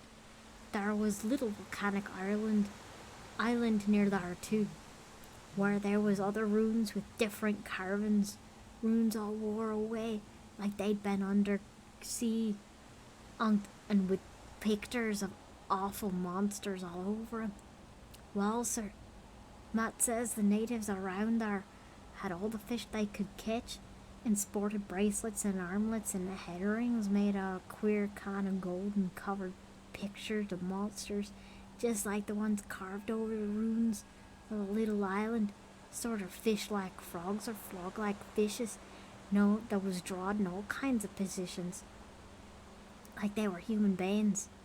Nobody could get about them, where they got all the stuff, and all the other natives wondered how they managed to find fish in plenty, even when the very next islands leaned pickings. Matt said got to wandering too, and it did Captain Obed. Obed he notices besides that lots of the handsome young folks would drop out or sight for good from year to year, and they wasn't many old folks around. Also, he thinks some of the old folks looked darned queer even for Kanakas. It took Obed to get the truth out of him, heathen. I don't know how he done it, but he began by trading for gold like things they were. Asked him where they come from, and if they could get more, and finally wormed out the story out old Chief Wallachia, they called him. Nobody would Obed had believed the old yeller devil. The captain could read folks and they were books. Nobody ever believes me now when I tell 'em, and don't suppose you will either, young feller. Though came to look at you, you've kind of got them sharp reading eyes like Obed had. Holy shit, that was hard to read. The old man's whisper grew fainter, and I found myself shuddering at the terrible and sincere portentousness of his intonation, though I knew his tale could be nothing but drunken fantasy. Well, sir, Obed hay learnt that these things on this earth as most folks never heard about, and wouldn't believe if they did hear. Seems those Kanakas were sacrificing heaps of other young men and maidens to some kind of god things that lived under the sea, and getting all kinds of favour in return. They met the things on the little islet, with the queer ruins, and it seems them awful pictures of frogfish monsters was supposed to be pictures of these things. Maybe they were the kind of critters that got all the mermaid stories and such started. They had all kinds of cities at the sea bottom, and this island was heaved up from there. It seems they was of some things alive in the stone buildings when the island came up sudden to the surface. That's how the Kanakas got wind that they were down there. Made sign talk as soon as they got over being scared and paced up a bargain afore long. Them things like human sacrifices had 'em ages before, but lost track of the upper world at the time. What they'd done to the victims it ain't for me to say, and I guess Obed wasn't none too sharp about asking. But all was right with the heathens, because they'd have been having a hard time and were desperate about everything. They gave a certain number of young folks to the sea things twice every year, May Eve and Halloween, regular as could be. They also gave some of the carved knickknacks they made. What the things agreed to give 'em in return was plenty of fish. They drove 'em in from all over the sea, and a few gold-like things every now and then. Well, as I says, the natives met the things on the little volcanic islet, going there in canoes with the sacrifices, etc., and bringing back any of the gold-like jewels as were coming to 'em. At first, the things didn't never go on to the main island, but after a time, they come to want to. Seems they hankered arter mixing with the folks and having ceremonies on the big days, May Eve and Halloween. You see, they was able to live both in and out of the water. What they call amphibians, I guess. The Kanakas told them as how folks from the other islands might want to wipe 'em out if they got wind of their being there, but they says they don't care much, because they could wipe out the whole brood of humans if they was willing to bother. That is, and any as didn't have certain signs such as was used onked by the lost old ones, whoever they was. But not wanting to bother, they'd lay low and when anybody visited the island. When it came to mating with them toad-looking fishes, the Kanakas kinda balked, but finally they learnt something, as put a new face on the matter. Seems that human folks has got kind of a relation to such water beasts, that everything alive come out of the water untad and only needs little changes to go back again. Them things told the Kanakas that they mixed bloods there'd be children, as 'ud look human at first, but then turn more'n like the things, till finally they'd take 'em to the water and join the main lot of things down there. And this is the important part, young feller. Them as turned into the fish things and went to the water wouldn't ever die. Them things never died, except when they were killed violent. Well, sir, it seems by the time Obed knew them islanders, they was all full of fish blood from keeping them deep water things. When they got old and begun to show it, they was kept hid until they felt like taking to the water and quitting the place. Some was more attached than others, and some never did change quite enough to take to the water, but mostly they turned out just the way them things did. Them as was born more like the things changed early, but them as was nearly human sometimes stayed on the island till they was past 70, though they'd usually go down under for trial trips before that. Folks as had took to the water generally come back a good deal to visit, so's a man 'ud often be a-talking to his own 5 times great-grandfather, who'd left the dry land a couple 100 years or so before. Everybody got out of the idea of dying, except in canoe wars with other islanders, as sacrifices to the sea gods down below, or from snake bite the plague or sharp galloping ailments, or something afore they could take to the water, but simply looked forward to a kind of change that wa'n't a bit horrible after a while. They thought what kind they got was well worth all they'd had to give up. And I guess Obed kinda came to think the same himself when he chewed over that old Wallachia story a bit. Wallachia, though, he was one of the few that hasn't got none of the fish blood, being a royal line that was intermarried with the royal lines of other islands. Wallachia, he showed Obed a lot of rites and incantations as had to do with the sea things, and let him see some of the folks in the village as had changed a lot from human shape. Somehow or other, though, he never would let him see one of the regular things from right out of the water. In the end, he gave him a funny kind of thingamajig made out of lead or something that he said would bring up the fish things from any place in the water where they might be a nest of them. The idea was to drop it down with the right kind of prayers and such, while Achaia allowed, as the things were scattered all over the world, so any of us that looked about could find the nest and bring 'em up if they was wanted. Not he didn't like this business at all and wanted Obed should keep away from the island, but the captain was sharp feller again, and found he could get them gold-like things so cheap. It would pay him to make a specialty of 'em. Things went on that way for years, and Obed got enough of that gold-like stuff to make him start a refinery in Waite's old run-down fulling mill. He didn't dare sell the pieces like they was, for folks would be all the time asking questions. All the same, his crews would get a piece and dispose of it now and then, even though they was swore to keep quiet, and he let his women's folks wear some of the pieces, as was more human-like than most. Well, come about 38, when I was 7-year-old, Obed found the island of people wiped out between voyages. Seen the other islanders got wind of what was going on, and took matters into their own hands. Suppose they must have had, after all them old magic signs and as the sea things says, was only things they was afeard of. No telling what any of them Kanakas would chance to get a hold of when the sea bottom throws up some kind of island, the ruins older than the village.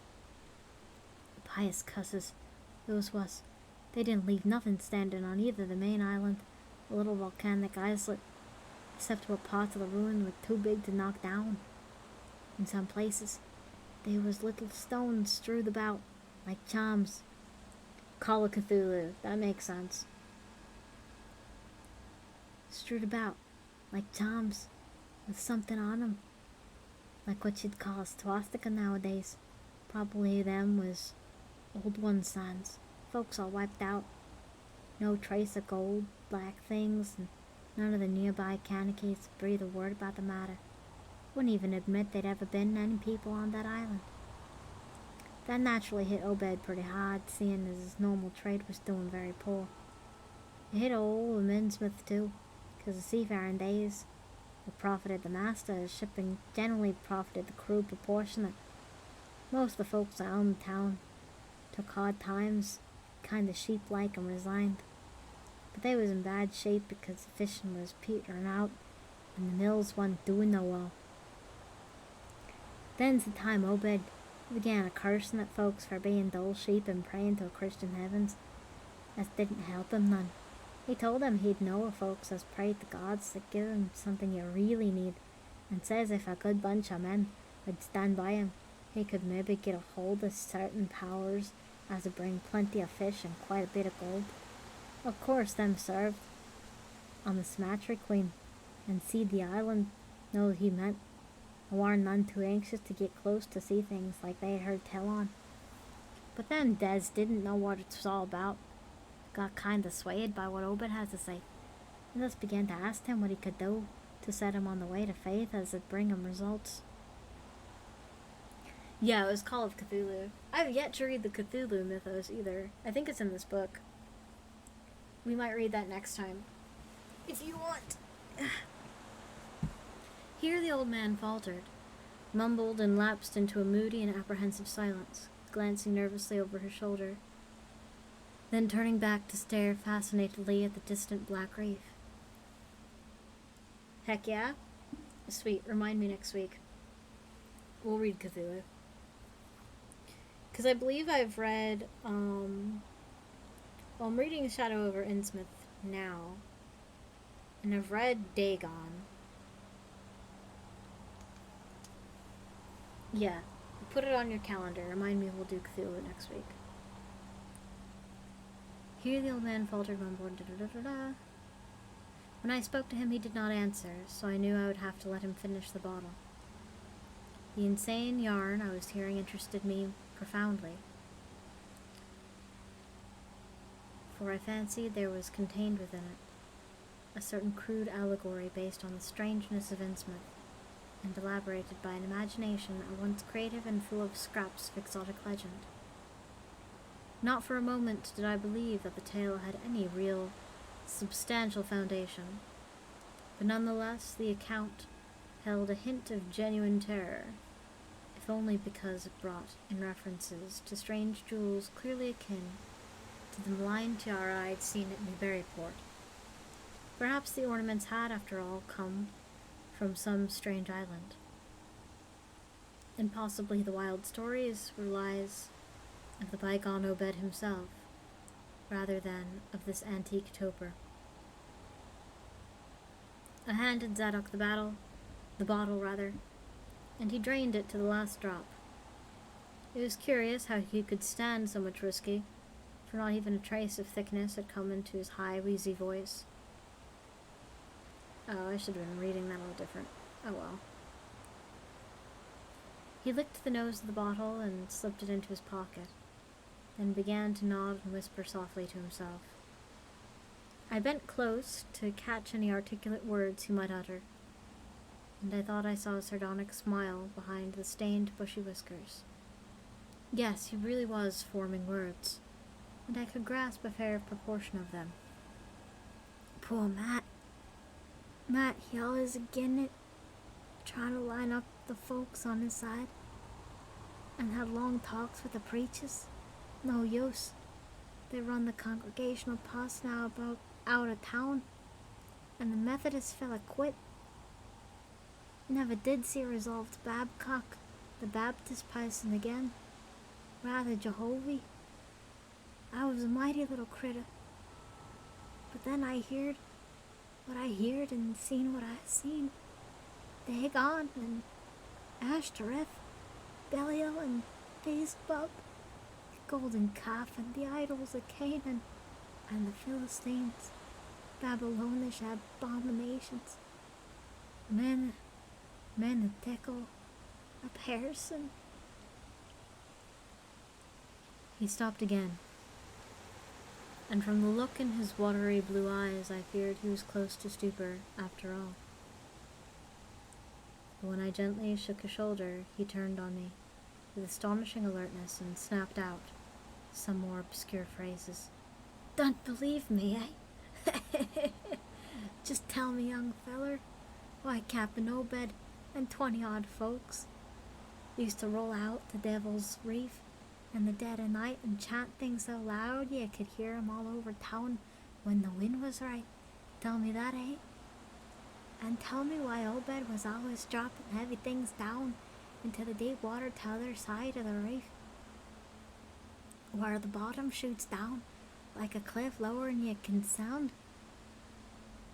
Tell me what he done with that funny shaped lead thingamajig as Wallachia gave him, hey boy? And what they all howl on May Eve and again in next Halloween? And why the new church parsons, fellow as used to be sailors, wearing queer robes and cover themselves with gold-like things Obed brung, hey? The watery blue eyes were most savage and maniacal now, and the dirty white beard bristled electrically. Old Zadok probably saw me shrink back, for he began to cackle evilly. Beginning to see, hey? Maybe I'd like to been me in them days, when I'd see things at night out, I say, from a couple atop of my house. Oh, I can tell you little pictures have big ears, and I wasn't missing nothing. Oh, it was gossiped about in Captain Obed, and the folks out to Rafe. How out the night I took my pa's ship glass up to a couple and said a reef of bristling thick with shapes. Dived up quick, soon's the moon's riz. Obed and my folks were in a dory, but them shapes dived off the far side and deep water never come up. How'd you like to be a little shaver, alone up on a couple of watching shapes, of one human shapes, eh? The old man was getting hysterical, and I began to shiver with a nameless alarm. He laid a gnarled claw on my shoulder, and it seemed to me that its shaking was not altogether that of mirth. Supposed one night you'd seen something heavy, heaved off in boat Obed's dory beyond the reef, and then learn the next day a young feller was missing from home. Hey, did you ever see Hot O'Hare or Aram Gilman again? Did they? And near Pierce and Lily White and Ander and Southwick and Henry Garrison? Hey, shapes talking sign language with their hands. Them as had real hands. Well, sir, that was the time Obed began to get on his feet again. Folks see his 3 daughters a wearing gold-like things, and no one's ever seen them on there afore, and smoke started coming out of a refinery chimney. Other folks were prospering too. Fish began to swarm into harbour fit to kill, and heaven knows what sized cargoes we began to ship out in Newburyport, Arkham, and Boston. 'Twas then Obed got Old Branch Railroad through. Some Kinsport fishermen heard about the kitch and come up sloops. They all's lost. No I ever seen 'em again. And just then, our folks organized an esoteric order a day gone, and brought the Masonic call off in cavalry commandery for it. My Elliot was a Mason and again Sicilian, but he dropped out of sight just then. Remember, I ain't saying Obed was set on having things just like they was on the Kankakee Isle. I don't think he aimed at first to do no mixing, no raising or young'uns would take 'em to the water and turn into fishes with eternal life. He wanted them gold things, and was willing to pay heavy. And I guess the others were satisfied for a while. Come in 46, the town done some looking and thinking for itself. Too many folks missing, too much wild preaching at meeting off Sunday, too much talk about the reef. I guess I'd done a bit by telling Slickman Mowry what I'd seen from a couple of. There was a part of one night as followed Obed's crowd out to the reef, and I heard shots betwixt the dories. Next day Obed and 32 others was in jail, and everybody wondering just what was afoot and just what charge again it could be got to hope. God, if any would look ahead, a couple of weeks later, nothing had been thrown into the sea for that long. Zadok was showing signs of fright and exhaustion, and I let him keep silence for a while, though glancing apprehensively at my watch. The tide had turned, and was coming in now. The sound of the waves seemed to arouse him. I was glad of that tide, for at high water the fishy smell might not be so bad. Again, I strained to catch his whispers. That awful night, I seed 'em. I was up in a couple of hordes of 'em, swarms of 'em, all over the reef, and swimming up the harbor into the Mannix. God, what happened in the Straits of Innsmouth that night? They rattled our door, but Pa wouldn't open. Then he clubbed out the wind kitchen window with his musket to find Selectman Mowry and see what he could do. Mounds of the dead and the dying, shots and screams, shouting in Old Square and Town Square and New Church Green. Dow throwed open proclamation, treason, called it the plague. When the folks came in, we found half our people missing. Nobody left but them as a gin, with Obed and them things, or else kept quiet. Never heard of my pop no more. The old man was panting and perspiring profusely. His grip on my shoulder tightened. Everything cleaned up in the morning, but there was traces. Obed, he kinder takes charge and says things is gonna be changed. Others will worship with us at meeting time. In certain houses, has got to entertain guests. They wanted to mix, like they'd done with the kind of case, and he, for one, didn't feel bound to stop them. Far gone was Obed, just like a crazy man on the subject. He says they brung us fish and treasure, and should have what they hankered after. Nothing was to be different all outside. Only we was to keep shy of strangers, if we knew what was good for us. We all had to take the oath the day gone, and later on, they was second and third oaths that some of us took. They had us, them as, what? Them as it helped special, it get special rewards, gold and such. No use balking, for there was millions of 'em down there. They'd rather not start rising and wiping out humankind, but if they were gave away and forced to, they could do it. A lot, just that.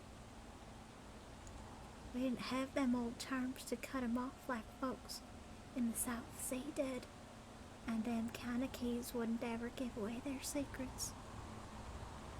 Yelled up enough sacrifices and savage knickknacks and harborage in the town when they wanted it, and they'd let well enough alone. Wouldn't bother no strangers, as might bear the tales outside. That is, without they got praying. All in the band of the faithful, order a day gone that the children should never die, to go back to the mother Hydra and father Dagon, with what all come from aunt. Ia, Cthulhu Ftagan, Fnugli Gwalnaf Cthulhu, Liao Ga, Nagel Ftaga.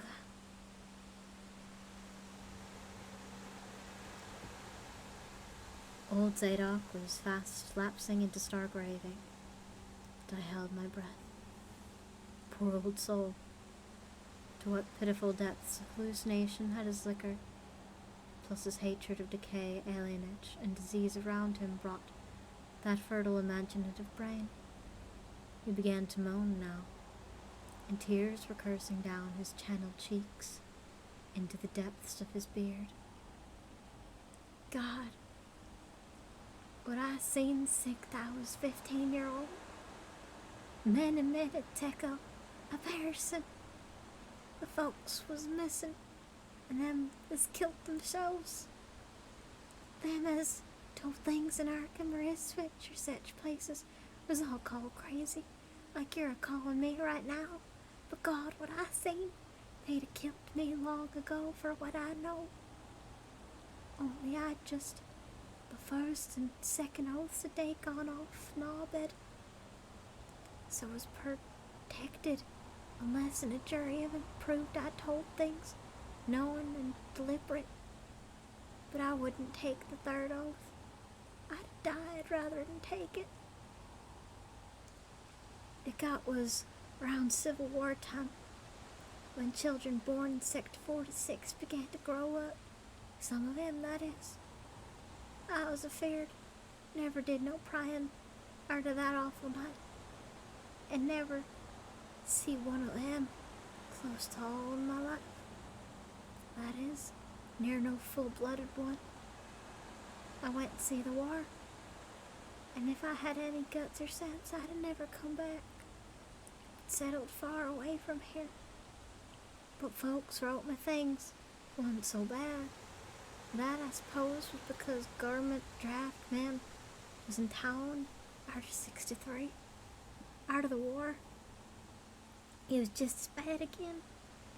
People began to fall off, mills and shops shut down, shipping stopped and the harbor choked up, railroad gave up. But they never stopped swimming in and out of the river. That cursed reef is eating, and more attic windows got boarded up, and more noises was heard in the houses, as one's supposed to have nobody in 'em. Folks outside have their stories about us. Suppose you heard plenty of 'em, seeing what questions they asked.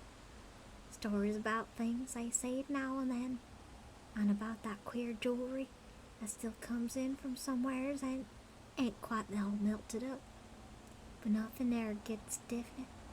Nobody'll believe nothing. They call them gold-like things pirate loot, and allow the Innsmouth folks his fern blood or is distempered or something. Besides, them that lives here shoo off as many strangers as they can, and encourage the rest not to get very curious, especially around that time. Beasts balk at critters. Horses was in mules. When they got autos, that was alright. In 46, Captain Obed took a second wife that nobody in the town ever see. Some said he didn't want to, but was made by them, as he'd called in. Had 3 children by her. 2's disappeared young. One gal looked like anybody else and was educated in Europe. Obed finally got her married off by a trick to an Arkham feller that didn't suspect nothing. But nobody outside will have anything to do with Innsmouth folks now. Barnabas Marsh, that runs the refinery now, is Obed's grandson by his first wife. Son of one Cyphorus, his eldest son. But his mother was another of them as was ne'er seen outdoors. Right now Barnabas is about changed, can't shut his eyes no more, and is about out of shape. They say he still wears clothes, but he'd take to the water soon. Maybe he's tried it already. They do sometimes go down for little spells before they go down for good. Ain't been seen about in public for nigh on 10 year. To know how this poor wife can feel. She come from Ipswich, and they nigh lynched Barnabas when he courted her 50-odd year ago. Obed, he died in 78, and all the next generation's gone now. The first wife, children dead, and the rest, God knows. There's too much water. Sorry, I'll put on the bot when I'm done with this. The sound of the incoming tide was now very insistent, and little by little it seemed to change the old man's mood from maudlin cheerfulness to watchful fear. He would pause now, and then to renew those nervous glances over his shoulder or out toward the reef. And despite the wild absurdity of his tale, I could not help beginning to share his vague apprehensiveness. Zadok now grew shriller, and seemed to be trying to whip up his courage with louder speech. Hey you! Why don't you say something? How'd you like to be living in a town like this, with everything a-rotting and a-dying and a-boarded up monsters crawling and a-bleating and a-barking and a-hopping around, black cellars and attics every way in turn? Hey, how would you like to hear the howling night after night from the churches and order a day gone home and know what's doing part of the howling? How'd you like to hear what comes from that awful reef every May Eve in Hallowsmith? Hey, think the old man's crazy, eh? Well, sir, let me tell you, that ain't the West. Zadok was really screaming now. The mad frenzy of his voice disturbed me more than I cared to own. Curse you! Don't sit there a-staring at me with them eyes. I tell Obed Marsh he's in hell, and he's got to stay there. In hell, I says. Can't get me. I ain't told nothing, nor told nobody nothing. Oh, you young feller. Well, even if I hadn't told nobody nothing yet, I'm a-going to now. You just sit still and listen to me, boy. This is what I ain't never told nobody. I says I didn't get to doing no prying harder that night, but I found things out just the same. You want to know what the real horror is, eh? Well, it's this. It ain't what them fish devils has done, but it's what they're gonna do. They're a-bringing things up out the war where they came from into the town. Been doing it for years and slackening up lately. Them houses north of the river, betwixt Walter and Main Streets, is full of 'em. Them devils and what they brung. And when they get ready, I say when they get ready, ever hear tell of a shoggoth? Hey, do you hear me? I tell you, I know them things be. I seen 'em more. I seen 'em one night when... Ah! This hideous suddenness and inhuman frightfulness of the old man's shriek almost made me faint. His eyes, looking past me toward the malodorous sea, were positively starting from his head, while his face was a mask of fear worthy of a Greek tragedy. His bony claw dug monstrously into my shoulder, and he made no motion as I turned my head to look at whatever he'd glimpsed. There was nothing I could see, only the incoming tide, with perhaps one set of ripples more local than the long-flung line of breakers.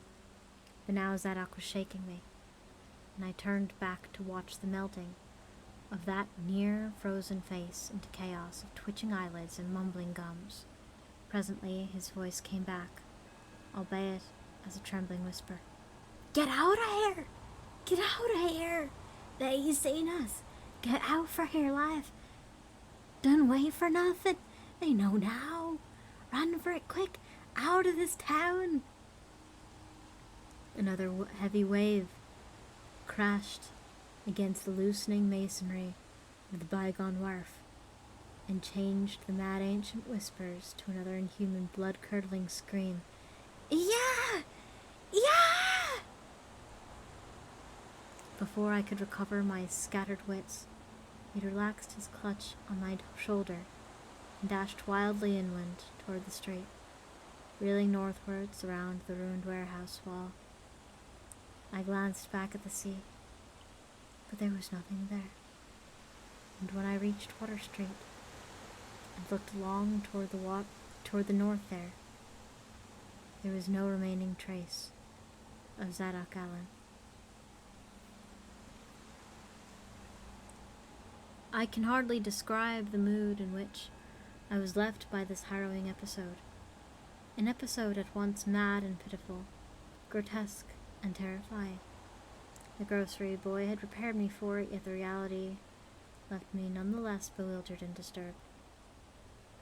Puerile though the story was, old Zadok's insane earnestness and horror had communicated to me a mounting unrest which joined with my earlier sense of loathing for the town, and its blight of intangible shadow. Later I might sift the tale and extract some nucleus of historical allegory. Just now I wished to put it out of my head. The hour had grown perilously late. My watch said 7:15, and the arquebus left town square at 8, so I tried to give my thoughts as neutral and practical a cast as possible, meanwhile walking rapidly through the deserted streets of gaping roofs and leaning houses toward the hotel, where I'd check my valise and would find my bus. Through the golden light of late afternoon gave the ancient roofs and decrepit chimneys an air of mystic loveliness and peace. I could not help glancing over my shoulder every now and then. I surely would be very glad to get out of malodorous and fear-shadowed Innsmouth. and wished there were some other vehicle than the bus driven by that sinister-looking fellow sergeant. Yet I did not hurry too precipitously, for there were architectural details worth viewing at every silent corner, and I could easily, I calculated, cover the necessary distance in half an hour. Studying the grocery map's youth, and seeking a route I had not traversed before, I chose Marsh Street instead of State for my approach to Town Square. Near the corner of Fall Street, I began to see scattered groups of furtive whisperers. When I finally reached the square, I saw almost all the loiterers were congregated around the door of the Gilman house.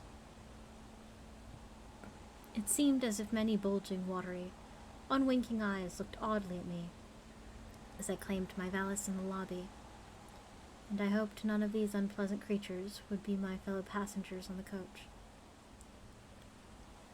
The bus, rather early, rattled in with 3 passengers somewhat before 8, and an evil-looking fellow on the sidewalk muttered a few indistinguishable words to the driver. The sergeant threw out a mailbag and a roll of newspapers and entered the hotel, where the passengers, the same men who I had seen arriving in Newburyport that morning, shambled to the sidewalk and exchanged some faint guttural words with a loafer in the language I could have sworn was not English. But I was hardly settled before Sergeant reappeared and began mumbling in a throaty voice of peculiar repulsiveness. I was, it appeared, in very bad luck. There had been something wrong with the engine, despite the excellent time made from Newburyport, and the bus could not complete the journey to Arkham.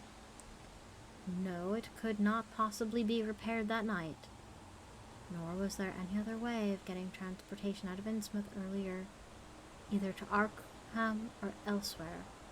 Sergeant was sorry, but I would have to stop over at the Gilman. Probably the clerk would make the price easy for me, but there was nothing else to do. Almost dazed by the sudden obstacle, and violently dreading the fall of night in this decaying and half-unlighted town, I left the bus and re-entered the hotel lobby. The sullen, queer-looking night clerk told me I would have room 428 on the top floor.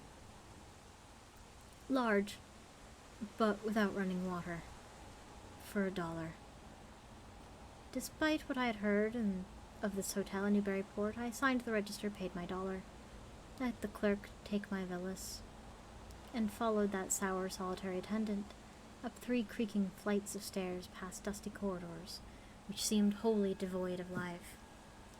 My room, a dismal rear, one with 2 windows and bare, cheap furnishings, overlooked a dingy courtyard, otherwise hemmed in by low, deserted brick blocks, and commanded a view of decrepit westward stretching roofs, with a marshy countryside beyond. At the end of the corridor was the bathroom, a discouraging relic with ancient marble bowl, a tin tub, faint electric light, and a musty wooden paneling around the plumbing fixtures. It still being daylight, I descended to the square and looked around for a dinner of some sort, noticing as I did so the strange glances I received from the unwholesome loafers.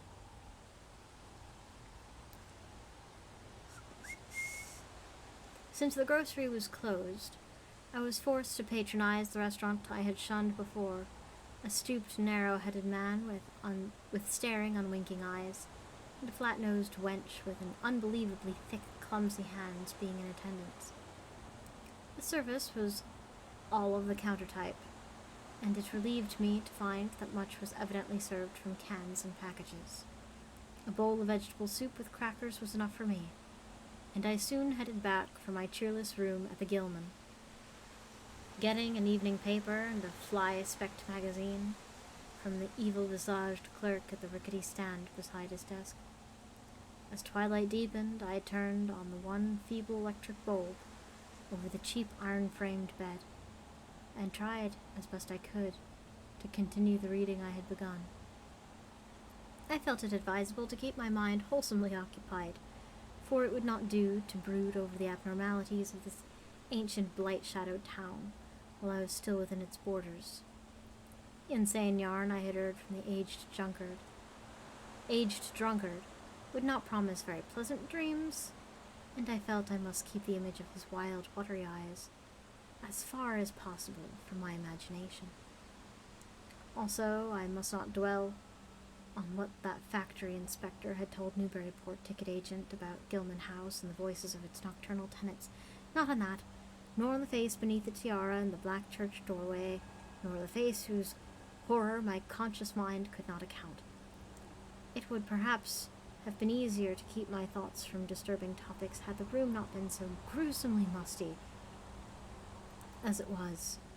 The lethal mustiness blended hideously with the town's general fishy odor, and persistently focused one's fancy on death and decay. Another thing that disturbed me was the absence of a bolt on the door of my room. One having been there, as marks clearly showed, but there were signs of recent removal. No doubt it had become out of order, like so many other things in this decrepit edifice. In my nervousness, I looked around and discovered a bolt on the clothes press which seemed to be of the same size, judging from the marks, as one formerly on the door. To gain a partial relief from the general tension, I busied myself by transferring this hardware to the vacant place, with the aid of a handy 3-in-1 device, including a screwdriver which I kept on my keyring. The bolt fitted perfectly, and I was somewhat relieved when I knew I could shoot it firmly upon retiring. Not that I had real apprehension of its need, but any symbol of security was welcome in an environment of this kind. There were adequate bolts on the 2 lateral doors and connecting rooms that I proceeded to fasten. I did not undress, but decided to read till I was sleepy and then lie down with only my coat, collars, and shoes off. Taking a pocket flashlight from my valise, I placed it in my trousers so that I could read my watch if I woke up later in the dark. Drowsiness, however, did not come. When I stopped to analyze my thoughts, I found to my disquiet that I was really unconsciously listening for something. Something for which I dreaded but could not name. The inspector's story must have worked on my imagination more deeply than I suspected. Again, I tried to read, but I found I made no progress. After a time, I seemed to hear the stairs and corridors creak at intervals as if with footsteps, and wondered if the other rooms were beginning to fill up. There were no voices, however, and it struck me that there was something subtly furtive about the creaking. I did not like it, and debated whether I had better try to sleep at all. This town had some queer people, and there had undoubtedly been several disappearances.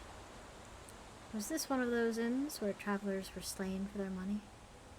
Surely I had no look of excessive prosperity. Or were the townsfolk really so resentful of curious visitors? Had my obvious sightseeing with its frequent map consultations aroused unfavorable notice? It occurred to me that I must be in a highly nervous state to let a few random creakings set me off, speculating in this fashion. But I regretted nonetheless that I was unarmed. At length, feeling a fatigue that had nothing to do with drowsiness, I bolted the new outfitted hall door, turned off the light, and threw myself down on the hard, uneven bed, coat, collar, shoes, and all. In the darkness, every faint noise of the night seemed magnified, and a flood of doubly unpleasant thoughts swept over me. I was sorry I put out the light, and I was too tired to rise and turn it on again. Then, after a long, dreary interval, and prefaced by a fresh creaking of stairs and corridor, there came that soft, damnably unmistakable sound, which seemed like a malign fulfillment of all my apprehensions. Without the least shadow of a doubt, the lock on my door was being tried, cautiously, furtively, tentatively, with a key. My sensations upon recognizing the sign of actual peril were perhaps less than more tumultuous, because of my previous vague fears. I had been, albeit without definite reason, instinctively on my guard. That was to my advantage in the new and real crisis, whatever it might turn out to be. Nevertheless, a change in the menace from vague premonition to immediate reality was a profound shock, and fell upon me with the force of a genuine blow. It never once occurred to me that the fumbling might be a mere mistake. Malign purpose was all I could think of. I kept deathly quiet, awaiting the would-be intruder's next move. After a time, the cautious rattling ceased, and I heard the room to my north entered with a pass key. Then the lock of the connecting door on my room was softly tried. The bolt held, of course, and I heard the floor creak as the prowler left the room. After a moment, there came another soft rattling, and I knew the room to the south of me was being entered. Again, a furtive trying of a bolted connecting door, and again a receding creaking. This time the creaking went along the hall and down the stairs, so that I knew the prowler had realized the bolted condition of my doors, and was giving up his attempt for a greater or lesser time, as the future would show. The readiness with which I fell into a plan of action proves I must have been subconsciously fearing some menace and considering possible avenues of escape for hours. From the first, I felt that the unseen fumbler meant a danger not to be met or dealt with, but only to be fled from as precipitately as possible. The one thing to do was to get out of that hotel alive and as quickly as I could, and through some other channel other than the front stairs and lobby. Rising softly and throwing my flashlight on the switch, I thought to light a bulb over my head in order to choose and pocket some belongings for swift, listless flight. Nothing, however, happened, and I saw that the power had been cut off. Clearly, some cryptic evil movement was afoot, on a large scale. Just what, I could not say. As I stood pondering with my hand on the now useless switch, I heard muffled creaking on the floor below, and thought I could barely distinguish voices in conversation. A moment later, I felt less sure of the deeper sounds were voices, since the apparent hoarse barking and loose-syllabled croakings bore so little resemblance to recognized human speech. Then I thought, with a renewed force, of what the factory inspector had heard in the night in the smoldering and pestilential building. Having filled my pockets with the flashlight's aid, I put on my hat and tiptoed to the windows to consider chances of descent. Despite the state's safety regulations, there was no fire escape on the site of the hotel, and I saw my windows commanded only a sheer 3-story drop to the cobbled courtyard. On the right and left, however, some ancient brick business blocks abutted on the hotel, their slant roofs coming up to reasonable jumping distance from my 4th-story level. To reach either of these lines of buildings, I would have to be in a room 2 doors from my own. In one case on the north, and in one case on the south. And my mind instantly set to work calculating what chances I had of making the transfer. I could not, I decided, risk an emergence into the corridor, where my footsteps would surely be heard, and where the difficulties of entering the desired room would be insuperable. My progress, if it were to be made at all, would have to be through the less solidly built connecting doors of the rooms, the locks and bolts, which I would have to force violently using my shoulder as a battering ram, whenever they were set against me. This, I thought would be possible owing to the rickety nature of the house and its fixtures, but I realized I could not do it noiselessly. I would have to count on sheer speed, and the chances of getting to a window before hostile forces became coordinated enough to open the right door toward me with a pass key. My own outer door I reinforced by pushing the bureau against it, little by little, in order to make a minimum of sound.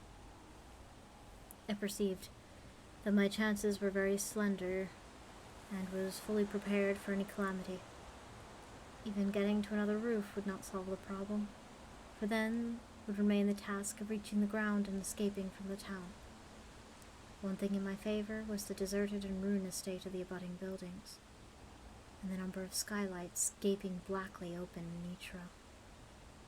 Gathering from the grocery boy's map that the best route out of town was southward, I glanced first at the connecting door on the south side of the room. It was designed to open in my direction, hence I saw it. After drawing the bolt and finding other fastenings in its place, it was not a favorable one for forcing. Accordingly, abandoning it as a route, I cautiously moved the bedstead against it to hamper any attack which might be made of it later.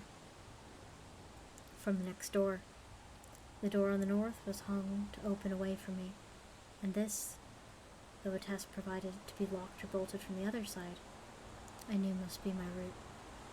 If I could gain the roofs of the buildings in Payne Street and descend successfully to ground level, I might perhaps dart through the courtyard and the adjacent or opposite buildings to Washington or Bates, or else emerge in Payne and edge around southwards into Washington. In any case, I would aim to strike Washington somehow and get quickly out of the town square region. My preference would be to do so. Would be to avoid Payne, since the fire station there might be open all night.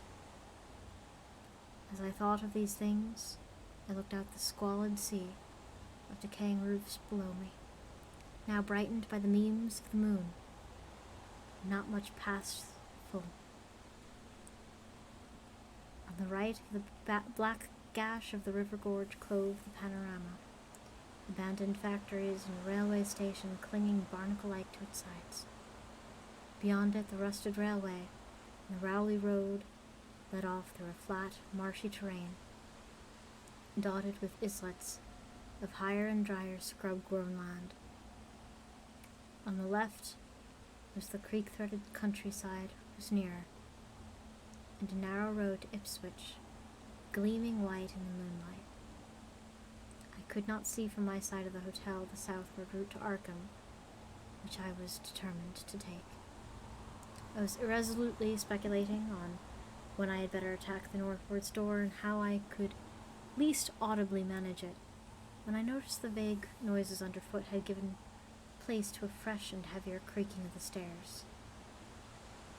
A wavering flicker of light showed through my transom, and the boards of the corridor began to groan with a ponderous load. Muffled sounds of possible vocal origin approached, and at length a firm knock came out my outer door. For a moment I simply held my breath and waited. Eternity seemed to elapse, and the nauseous, fishy odor of my environment seemed to mount suddenly and spectacularly. The knocking was repeated, continuously, and with growing insistence. I knew that the time for action had come.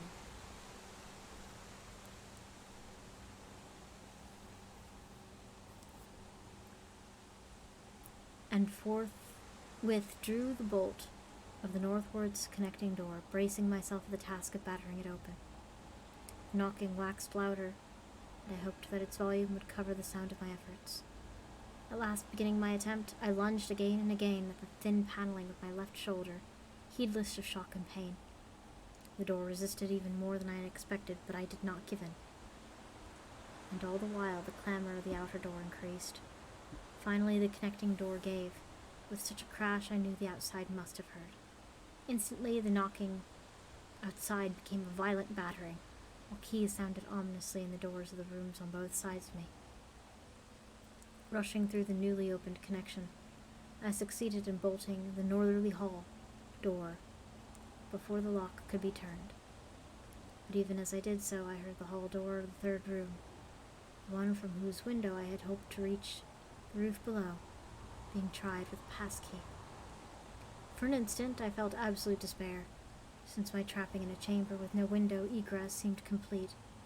A wave of almost abnormal horror swept over me, and invested with a terrible but inexplicable singularity, the flashlight glimpsed dust prints made by the intruder who had lately tried my door from this room.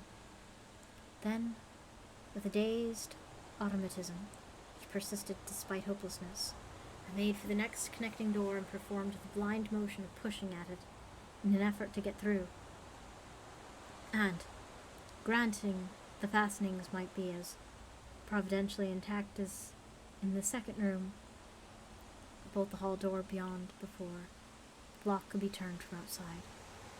Sheer fortunate chance gave me my reprieve, for the connecting door before me was not only unlocked but actually ajar.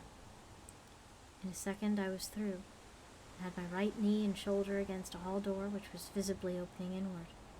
My pressure took the opener off guard, but the thing shut as I pushed, so that I could slip the well-conditioned bolt as I had done with the other door. As I gained this respite, I heard the battering at the two doors abate. While a confused clatter came from the connecting door I had shielded with the bedstead. Evidently, the bulk of my assailants had entered the southerly room and were massing a lateral attack. But at the same moment, a passkey sounded in the next door to the north. I knew that a nearer peril was at hand. The northwards connecting door was wide open, but there was no time to think about checking the already turning lock in the hall.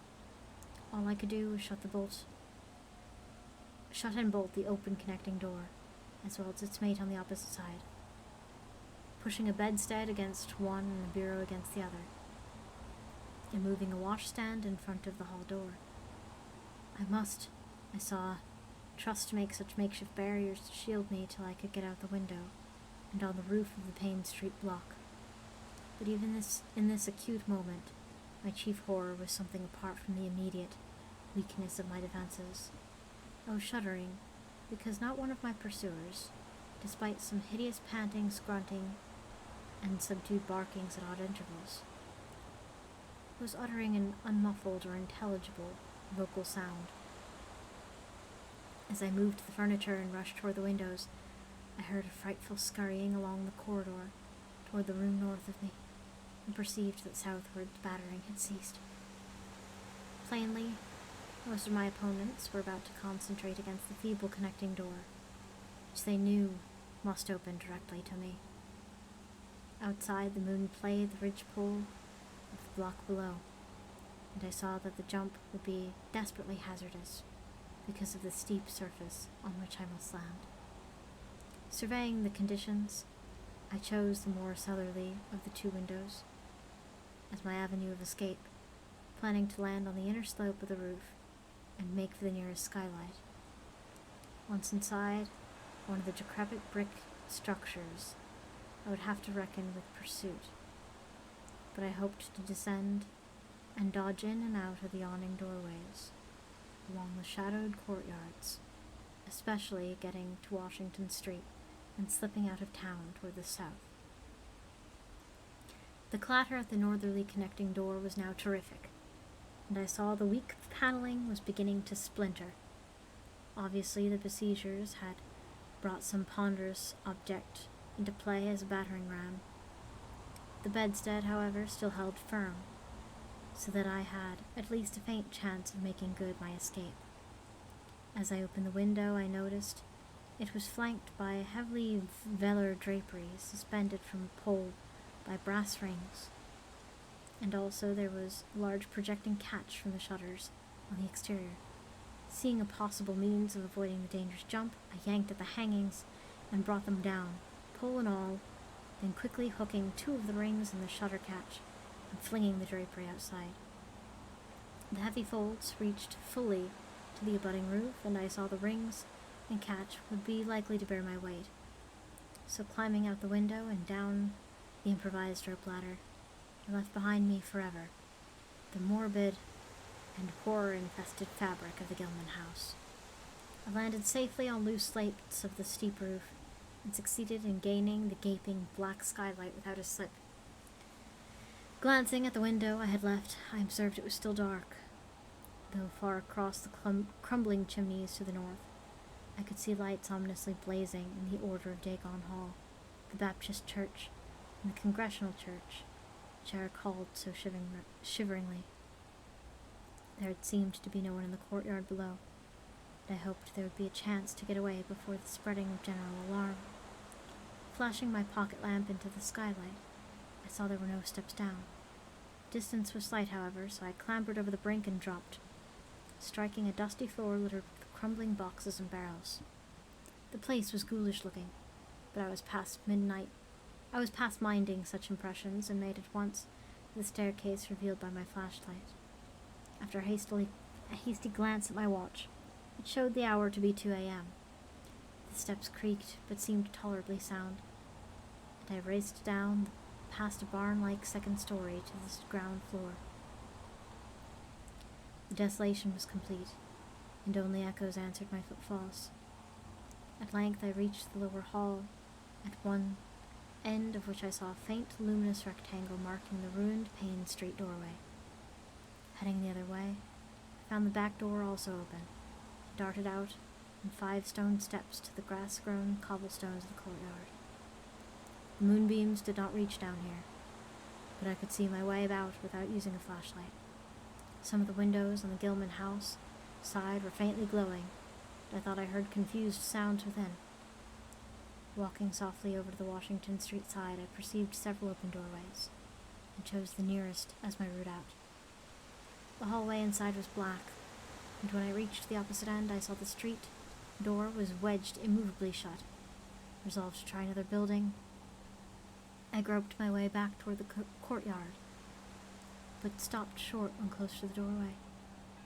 For out of the open door in the Gilman house a large crowd of doubtful shapes was pouring, lanterns bobbing in the darkness, and horrible croaking voices exchanging low cries that were certainly not English. The creatures moved uncertainly, and I realized to my relief that they did not know where I had gone. But for all that, they sent a shiver of horror through my frame. Their features were indistinguishable, but their crouching, shambling gait was abominably repellent. And worst of all, I perceived that one figure was strangely robed and unmistakably surmounted by a tall tiara of design altogether too familiar. As the figure spread through the courtyard, I felt my fears increase. Suppose I could find no egress from this building on the street side. The fishy odor was detestable, and I wondered if I could stand it without fainting. Again groping toward the street, I opened a door off the hall, came upon an empty room with closely shuttered but sashless windows, and in another moment climbed outside and was carefully closing the aperture in its original manner. I was now in Washington Street, and for the moment saw no living thing nor any light save the moon. From several directions in the distance, however, I could hear the sound of hoarse voices, of footsteps, and a curious kind of pattering, which did not sound quite like footsteps. Plainly I had no time to lose. The points of the compass were clear to me, and I was glad that all the street lights were turned off, as is often the custom of strongly moonlit nights in unprosperous rural regions. Some of the sounds came from south. There I attained my design for escaping in that direction. There I knew would be plenty of deserted doorways to shelter me in case I met any person or group who looked like pursuers. I walked rapidly, softly, and close to the abandoned houses. While hatless and disheveled after my arduous climb, I did not look especially noticeable, and stood a good chance of passing unheeded if forced to encounter any casual wayfarer. As Bates Street, I drew into a yawning vestibule, when 2 shambling figures crossed in front of me, but were soon on my way again, and approaching the open space where Elliott Street obliquely crosses Washington at the intersection of the South. Though I had never seen this space, it looked dangerous to me on the grocery youth's map, since moonlight would have free play there. There was no use in trying to evade it, for any alternative course would involve detours of possibly disastrous visibility and delaying effect. The only thing to do was to cross it boldly and openly, imitating the typical shamble of an Innsmouth folk as best I could, and trusting no one, or at least no pursuer of mine, would be there. Just how fully the pursuit was organized, and indeed just what its purpose might be, I could form no idea. There seemed to be unusual activity in the town, but I judged that the news of my escape from Gilman had not yet spread. I would, of course, soon have to shift from Washington to some other southward street. That party from the hotel would doubtless be after me. I must have left dust prints in that last old building, revealing how I had gained the street. The open space was, as I had expected, strongly moonlit, and I saw remains of park-like iron-railed green in its center.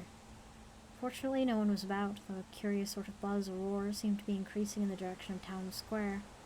South Street was very wide, leading directly down a slight declivity to the waterfront and commanding a long view out at sea, and I hoped nobody would be glancing up from afar as I crossed it in the bright moonlight.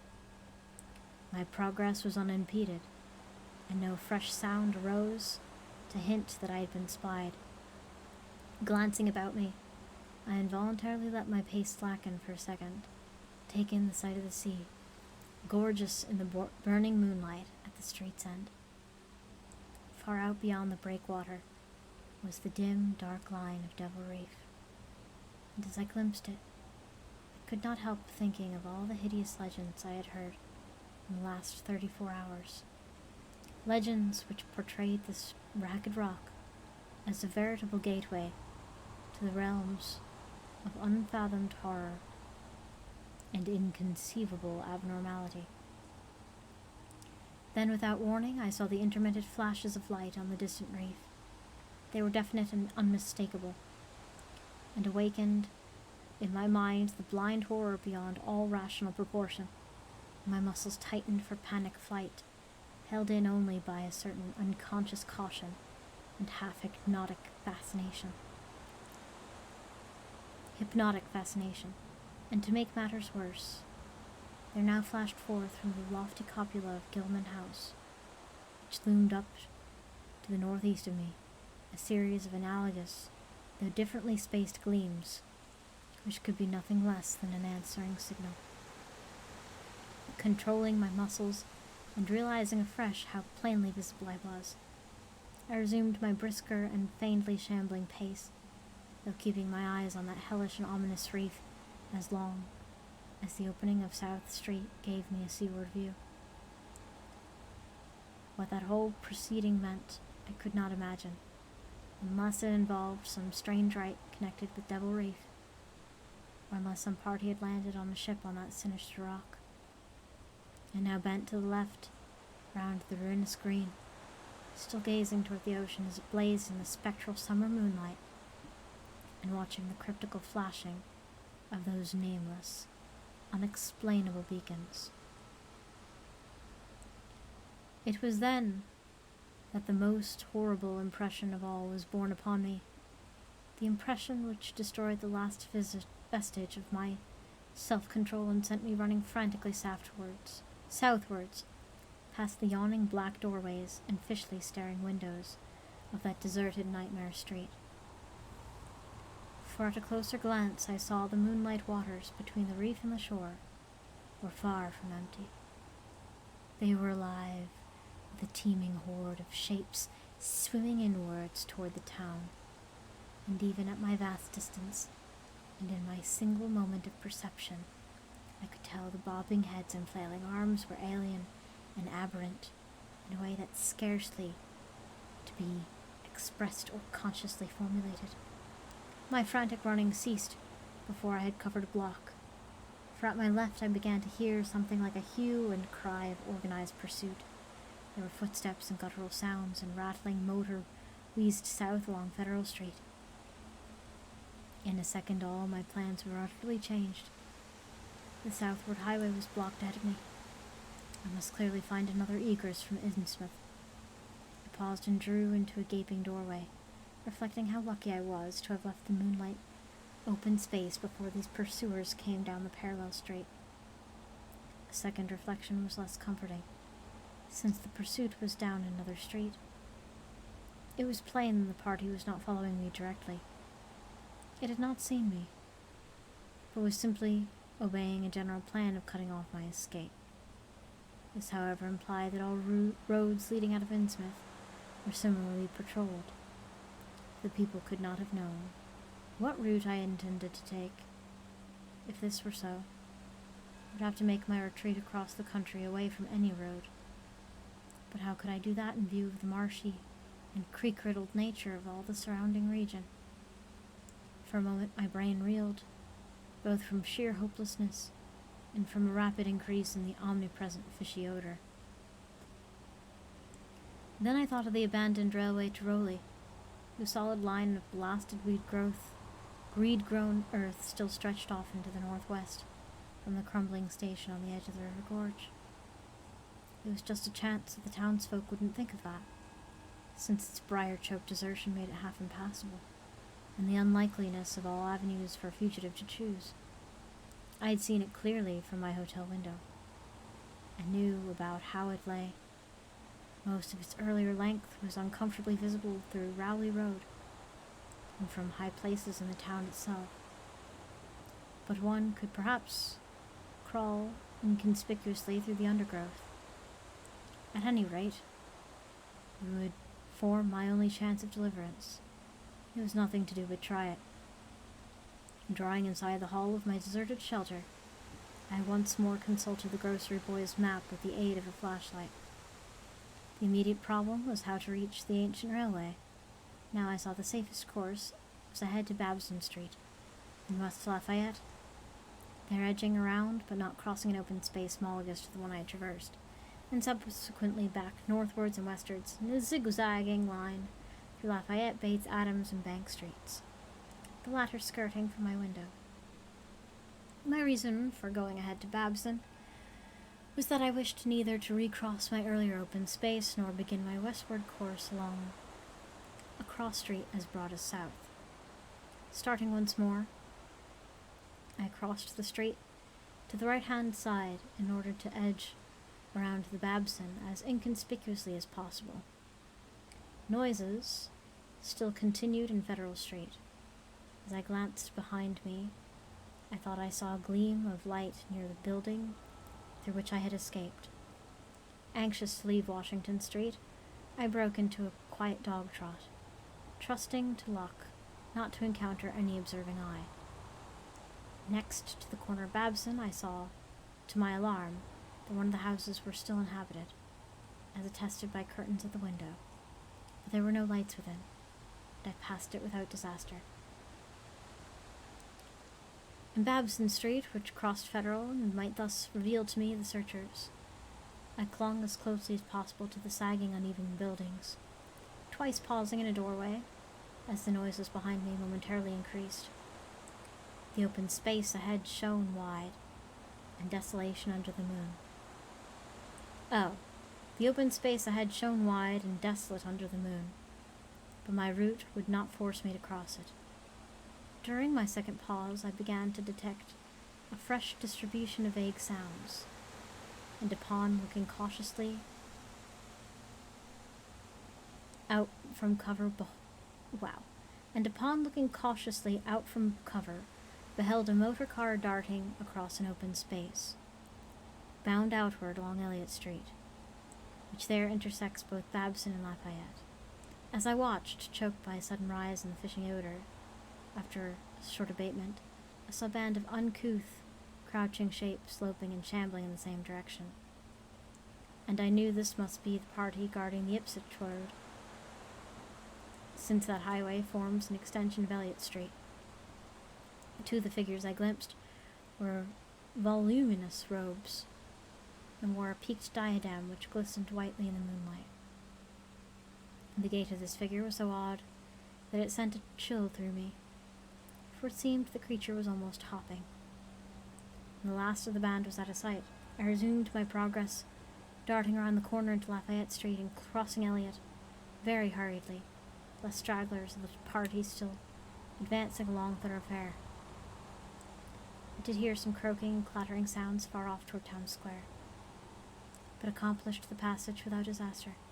My greatest dread was in recrossing broad and moonlit South Street, with its seaward view, and I had to nerve myself for the ordeal. Someone might easily be looking. and possible Elliott Street stragglers could not fail to glimpse me from either of the 2 points. At the last moment I decided I had better slacken my trot and make the crossing before in the shambling gait. As before in the shambling gait of an average Innsmouth native. When the view of the water again opened out, this time on my right, I was half determined not to look at it at all. I could not, however, resist, but cast a sidelong glance as I carefully, imitatively shambled toward the protecting shadows ahead. There was no ship visible, and I had expected there would be. As I half expected there would be. Instead, the first thing which caught my eye was a small rowboat pulling in toward the abandoned wharves and laden with some bulky tarpaulin-covered objects. Its rowers, though distantly and indistinctly seen, were of an especially repellent aspect. Several swimmers were still discernible, while on the far black reef I could see a faint, steady glow, unlike the winking beacon visible before me, and of a curious color which I could not precisely identify. Above the slant roofs ahead, and toward the right there, loomed the tall cupola of the Gilman house, but it was completely dark. The fishy odor, dispelled for a moment by some merciful breeze, now closed in again with maddening intensity. I had not quite crossed the street when I heard a muttering band advancing along the Washington from the north. As they reached the broad open space where I had my first disquieting glimpse of the moonlight water, I could see them plainly, only a block away, and was horrified by the bestial abnormality of their faces and the dog-like subhumanness of their crouching gait. One man moved in a positively simian way, with long arms frequently touching the ground, while another figure, robed and tiared, seemed to progress almost in a hopping fashion. I judged this party to be the one I'd seen in the Gilman courtyard. The one, therefore, most closely on my tail. As some of the figures turned to look in my direction, I was transfixed with fright, yet managed to preserve a casual, shambling gait I had assumed. To this day, I do not know whether they saw me or not.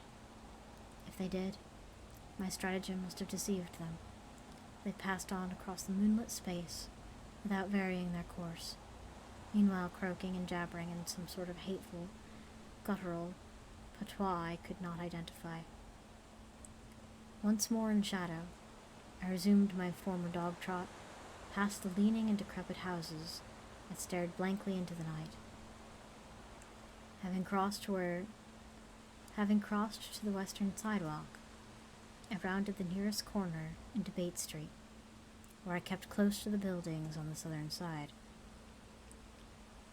I passed 2 houses showing signs of habitation, one of which had faint lights in upper rooms, yet met with no obstacle.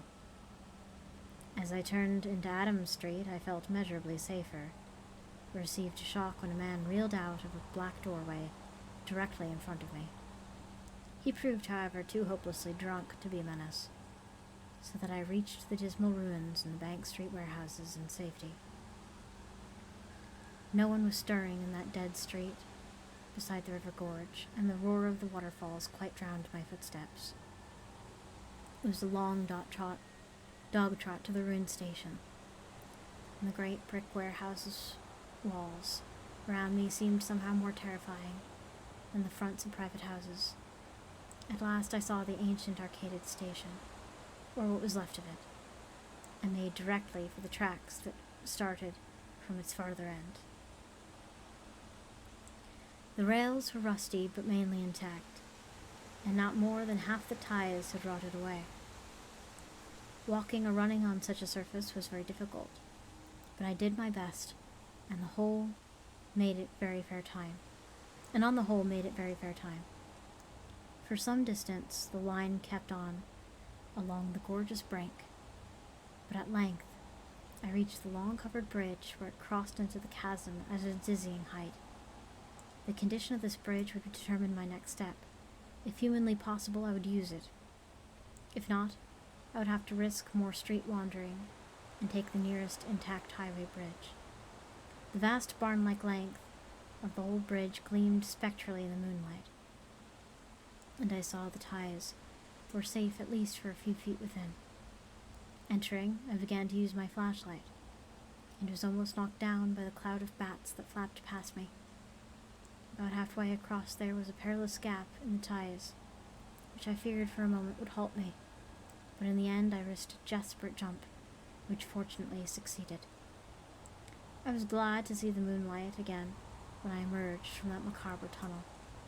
The old tracks crossed River Street at Grand, and at once veered off into a region increasingly rural, and with less and less of Innsmouth's aberrantly fishy odor. Here, the dense growths of weeds and briars hindered me and cruelly tore my clothes, but I was nonetheless glad that they were there to give me concealment in case of peril. I knew that much of my route must be visible from the rolly road. The marshy region began very shortly, with a single track on a low grassy embankment where the weedy growth was somewhat thinner. Then came a short island of higher ground where the line passed through a shallow open cut choked with the bushes and brambles. I was very glad of this particular shelter, since at this point the rolly road was uncomfortably near according to my window view. At the end of the cut, I would cross the track and swerve off to a safer distance, but meanwhile I must be exceedingly careful. I was by this time thankfully certain that the railway itself was not patrolled. Just before entering the cut, I glanced behind me, but saw no pursuer. The ancient spires and roofs of decaying Innsmouth gleamed lovely and ethereal in the magic yellow moonlight, and I thought of how they must have looked in the old days before the shadow fell. Then, as my gaze circled inland from the town, something less tranquil arrested my notice and held me immobile for a second. What I saw, or fancied I saw, was a disturbing suggestion of undulant motion far to the south, a suggestion which made me conclude that a very large horde must be pouring out of the city along the level Ipswich Road. The distance was not great, and I could distinguish nothing in detail, but I did not like at all the look of that moving column. It undulated too much, and glistened too brightly in the rays of the now westering moon. There was a suggestion of sound, too, though the wind was blowing the other way. A suggestion of bestial scraping and bellowing, even worse than the muttering of the parties I had lately overheard. All sorts of unpleasant conjectures crossed my mind. I thought of the very extreme Innsmouth types, said to be hidden in crumbling centuried warrens near the waterfront. I thought, too, of those nameless swimmers I had seen, counting the parties so far glimpsed, as well as those presumably covering up the roads. The number of my pursuers must be strangely large for a town as depopulated as Innsmouth. Whence could come these dense personnel of such a column as I now beheld? Did those ancient, unplumbed warrens teem with a twisted, uncatalogued, and unsuspected life? Or had some ship indeed landed, a legion of unknown outsiders, on that hellish reef? Who were they? Why were they here? And if such a column of them was scouring the Ipswich Road, would the patrols on the other roads be likewise augmented? I had entered the bush-grown cut, and was struggling along at a very slow pace when that damnable fishing odor again waxed dominant. Had the wind suddenly changed eastward, so that it blew in from the sea and over the town? It must have, I concluded, since I now began to hear shocking guttural murmurs from that hitherto silent direction. There was another sound, too, a kind of wholesale, colossal flopping or pattering, which somehow called up images the most detestable sort. It made me think illogically of that unpleasantly undulating column on the far-off Ipswich Road, and then both stench and sounds grew stronger, so that I paused, shivering and grateful for the cut's protection. It was here I recalled that the rolly road grew so close to that old railway before crossing Westbird and diverging. Something was coming along that road, and I must lie low till its passage and vanishment in the distance. Thank heaven those creatures employed no dogs for tracking, though perhaps that would have been impossible amidst the omnipresent regional odor. Crouched in the bushes of the sandy cleft, I felt reasonably safe. Even though I knew the searchers would have to cross the track in front of me, not much more than 100 yards away. I would be able to see them, but they could not, except by malign miracles, see me. At once I began dreading to look at them as they passed. I saw the close moonlight space where they would surge by, and had curious thoughts of redeemable pollution of that space. They would perhaps be the worst of all Innsmouth types, something no one would care to remember. The stench waxed overpowering, and the noises swelled to bestial babble of croaking, baying, barking, without the least suggestion of human speech. Who were these indeed the voices of my pursuers? Did they have dogs after all? It seemed I'd seen none of the lower animals in Innsmouth. The flopping or pattering was monstrous. I could not look upon the degenerate creatures responsible for it. I would keep my eyes shut till the sound receded to the west. The horde was very close now, the air foul with their hoarse snarlings, and the ground almost shaking with their alien rhythmed footfalls. My breath nearly ceased to come, and I put every ounce of willpower into the task of holding my eyelids down. I'm not even willing to say whether what followed was a hideous actuality or a nightmare hallucination. The later action of the government after my frantic appraisals, frantic appeals, would tend to confirm it as monstrous truth. But could not a hallucination have been repeated under the quasi-hypnotic spell of that ancient, haunted and shadowed town? Such places have strange properties, and the legacy of the insane legend might well have acted on more than one human imagination amidst those dead, stench-cursed streets and hurdles of rotting roofs and crumbling steeples. It is not possible that the germ of an actual contagious madness lurks in the depths of the shadow over Innsmouth. Who can be sure of reality after hearing things like the tale of old Zadok Allen? The government men never found poor Zadok, and have no conjecture to make as to what became of him. Where does madness leave off and reality begin? Is it possible that even my latest fear is sheer delusion? But I must try to tell what I saw that night under the mocking yellow moon. Saw surging and hopping down the rolly road in plain sight in front of me as I crouched among the wild brambles of that desolate railway cut. Of course, my resolution to keep my eyes shut has failed. It was foredoomed to failure. For who could crouch blindly while a legion of croaking, baying entities of unknown source flopped noisily past, scarcely more than 100 years away? I thought I was prepared for the worst, and I really ought to have been prepared, considering what I had seen before. My other pursuers had been accursedly abnormal. So, should I not have been ready to face the strengthening of the abnormal element, to look upon forms in which there was no mixture of the normal at all? I did not open my eyes till the raucous clamor became loudly from a point of obvious straight ahead. Then I knew that a long section of them must be plainly in sight, with the sides of the cut flattened out, and the road crossed the track. And I could no longer keep myself from sampling whatever horror that leering yellow moon might have to show. It was the end.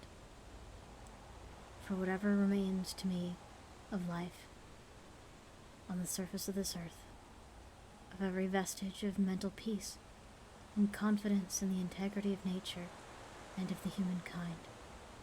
Nothing I could have imagined, nothing, even that I could have gathered, I had credited to old Zadok's crazy tale, in the most literal way, would be in any way comparable to the demoniac, blasphemous reality that I saw, or believe I saw.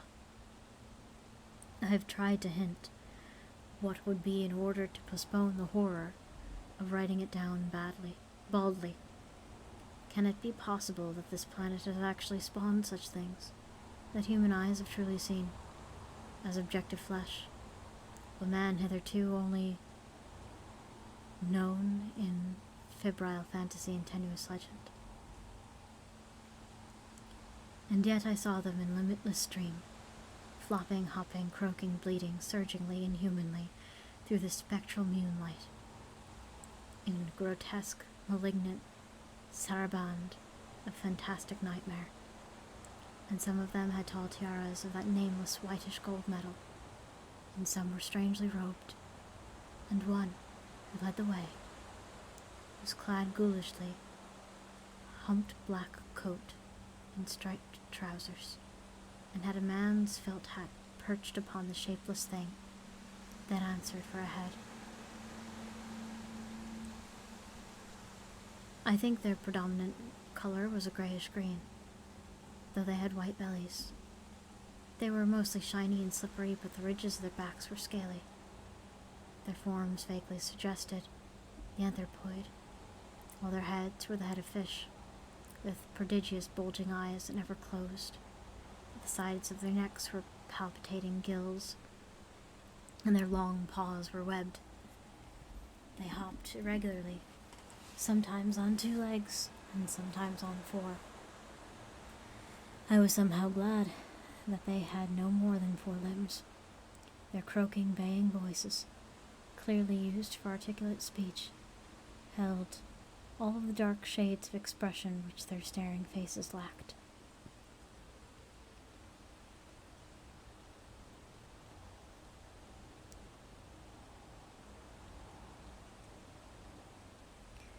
But for all their monstrousness, they were not unfamiliar to me. I knew too well what they must be. For was not the memory of this evil tiara at Newburyport still fresh? They were the blasphemous fish frogs of the nameless design, living and horrible. And as I saw them, I knew also what that humped tiaraed priest in the black church basement, had fearsomely reminded me. Their number was past guessing. It seemed to me there were limitless swarms of them, and certainly my momentary glimpse could have shown only the least fraction. In another instant, everything was blotted out by a merciful fit of fainting, the first I'd ever had.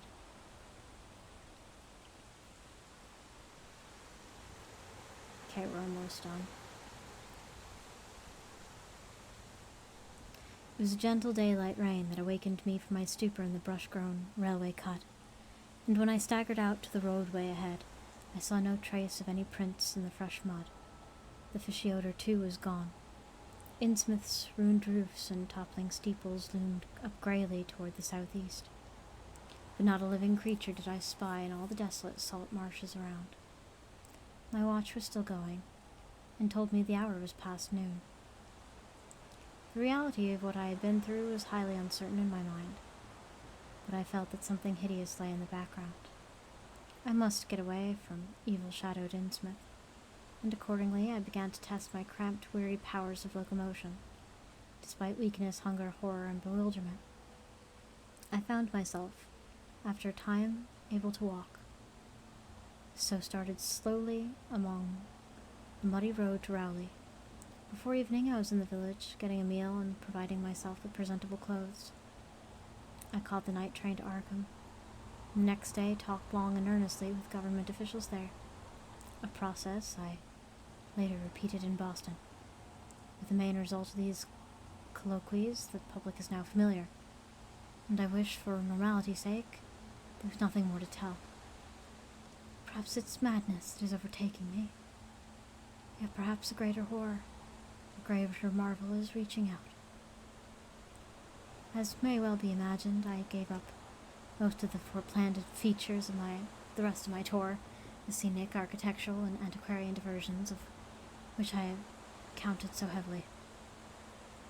Nor did I dare look for that piece of strange jewelry said to be in the Miskatonic University Museum. I did, however, improve my stay in Arkham by collecting some genealogical notes I'd long wished to possess. Very rough and hasty data, it is true, but capable of good use later on when I might have time to collate and codify them. The curator of the Historical Society there, Mr. E. Lapham Peabody, was very courteous about assisting me, and expressed unusual interest when I told him I was the grandson of one Eliza Orne of Arkham, who was born in 1867 and had married James Williamson of Ohio at the age of 17. It seemed that a maternal uncle of mine had been there many years before on a quest much like my own, and that my grandfather's family was a topic of some local curiosity. There had, Mr. Peabody said, been considerable discussion about the marriage of her father, Benjamin Orne, after the Civil War, since the ancestry of the bride was peculiarly puzzling. That bride was understood to have been an orphaned Marsh of New Hampshire, a cousin of the Essex County Marshes. But her education had been in France, and she knew very little of her family. The guardian had disposed funds in a Boston bank to maintain her and her French governess. But that guardian's name was unfamiliar to Arkham people, and in time dropped out of sight, so that the governess assumed his role by court appointment.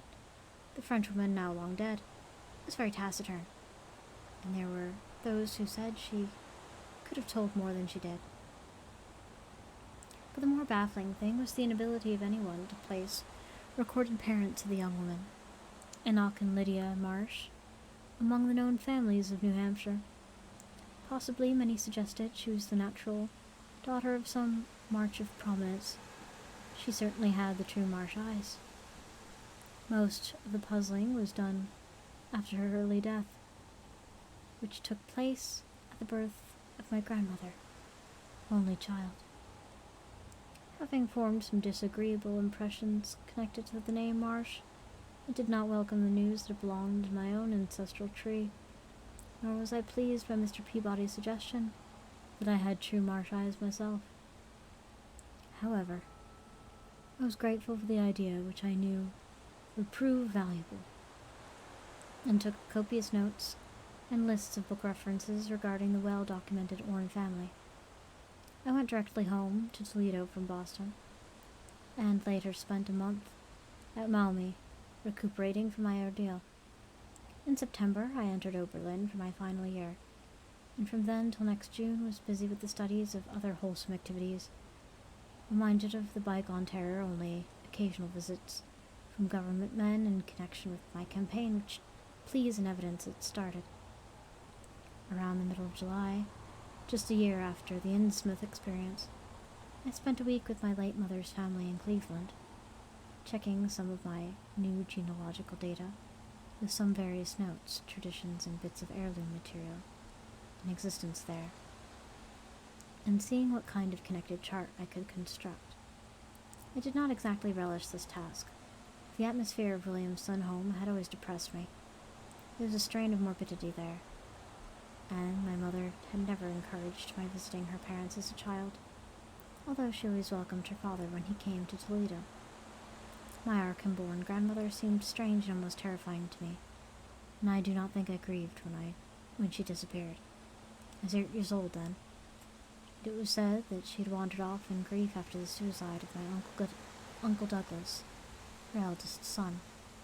He had shot himself after a trip to New England, the same trip, no doubt, which caused him to be recalled to the Arkham Historical Society. This uncle had resembled her, and I had never liked him either. Something about the staring, unwinking expression in both of them had given me a vague, unaccountable uneasiness. My mother and Uncle Walter had not looked like that. They were like their father, though poor little cousin Lawrence, Walter's son, had been an almost perfect duplicate of his grandmother before his condition took him to the permanent seclusion of a sanatorium at Canton. I had not seen him in 4 years, but my uncle once implied that his state, both mental and physical, was very bad. This worry had probably been a major cause of his mother's death 2 years before. My grandmother and his widowed son Walter now comprised the Cleveland household, but the memory of older times hung thickly over it. I still disliked the place and tried to get my researches done as quickly as possible. Williamson records and traditions were supplied in abundance by my grandfather, though for Orne material I had to depend on my Uncle Walter, who put at my disposal the contents of all his files, including notes, letters, cuttings, heirlooms, photographs, and miniatures. It was in going over the letters and pictures on the Orne side that I began to acquire a kind of terror of my own ancestry. I have said my grandmother and Uncle Douglas had always disturbed me. Now, years after their passing, I gazed at their pictured faces with measurably heightened feeling of repulsion and alienation. I could not at first understand the change, but gradually a horrible sort of comparison began to obtrude itself on my unconscious mind, despite the steady refusal of my consciousness to admit even the least suspicion of it. It was clear that the typical expression of these faces now suggested something it had not suggested before, something that would bring stark panic if too openly thought of. But the worst shock came when my uncle showed me the Orne jewelry in a downtown safe deposit vault. Some of the items were delicate and inspiring enough. There was one box of strange old pieces descended from my mysterious great-grandmother, which my uncle was almost reluctant to produce. There were, he said, a very grotesque and almost repulsive design, and had never, to his knowledge, been publicly worn, though my grandmother used to enjoy looking at them. Vague legends of bad luck clustered around them, and my great-grandmother's French governess said that they ought not to be worn in New England, though it would be quite safe to wear them in Europe. As my uncle began slowly and grudgingly to unwrap the things, he urged me not to be struck by the strangeness and frequent hideousness of the designs. Artists and archaeologists who had seen them pronounced their workmanship superlatively and exotically exquisite, though nobody seemed able to define their exact material or assign them to any specific art tradition. There were 2 armlets, a tiara, and a kind of pectoral, the latter having in high relief certain figures of almost unbearable extravagance. During this description I had kept a tight rein on my emotions, but my face must have betrayed my mounting fears. My uncle looked concerned, and paused in his unwrapping to study my countenance. I mentioned to him to continue, which he did with renewed signs of reluctance. He seemed to expect some demonstration when the first piece, tiara, became visible, but I doubt if he expected quite what actually happened. I did not expect either, for I thought I was thoroughly forewarned regarding what the jewelry would turn out to be. What I did was to faint silently away, just as I had done in that briar-choked railway cut a year before. From that day on, my life has been a nightmare of brooding and apprehension. Nor do I know how much is hideous truth and how much is madness. My great-grandmother had been a Marsh, of an unknown source whose husband lived in Arkham. And did not old Zadok say that the daughter of Obed Marsh, by a monstrous mother, was married to an Arkham man through a trick? What was it the ancient Toper had muttered about the likeness of my eyes to Captain Obed's? In Arkham, too, the curator had told me I had true Marsh eyes. Was Obed Marsh my own great-great-grandfather? Who or what, then, was my great-great-grandmother? But perhaps this was all madness. Those whitish gold ornaments might easily have been bought from some Innsmouth sailor by the father of my great-grandmother, whoever he was. And that look in the staring-eyed faces of my grandmother and self-slain uncle, that might be sheer fancy on my part. Sheer fancy bolstered up by Innsmouth shadow, which had so darkly colored my imagination. But why had my uncle killed himself after an ancestral quest in New England? For more than 2 years I fought off these reflections with partial success. My father secured me a place in an insurance office, and I buried myself in routine as deeply as possible. In the winter of 1930 and 1931, however, the dreams began. They were sparse and insidious at first, but increased into frequency and vividness as the weeks went by. Great watery spaces opened out before me, and I seemed to wander through the titanic sunken porticos and labyrinths of weedy, cyclopean walls with grotesque fishes as my companions. Then the other shapes began to appear, filling me with nameless horror the moment I awoke. But during the dreams they did not horrify me at all. I was one with them, wearing their unhuman trappings, treading their aqueous ways, and praying monstrously at their evil sea-bottom temples. There was much more than I could remember. But even with what I did remember, each morning would be enough to stamp me as a madman or a genius if I ever dared write it down.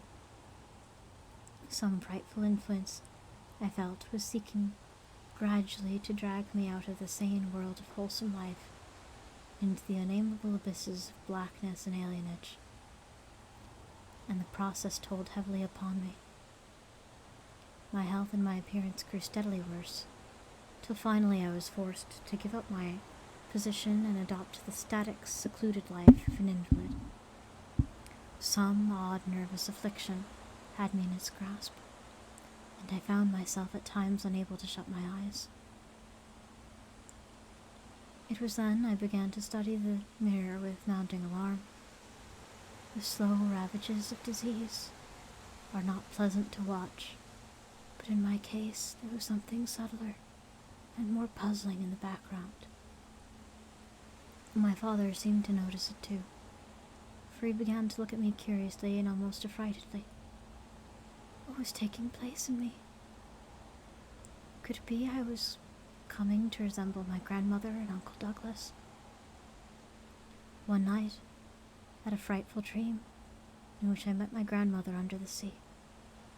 She lived in a phosphorescent palace of many terraces, with gardens of strange, leprous corals and grotesque, brachiate efflorescences, and welcomed me with a warmth that may have been sardonic.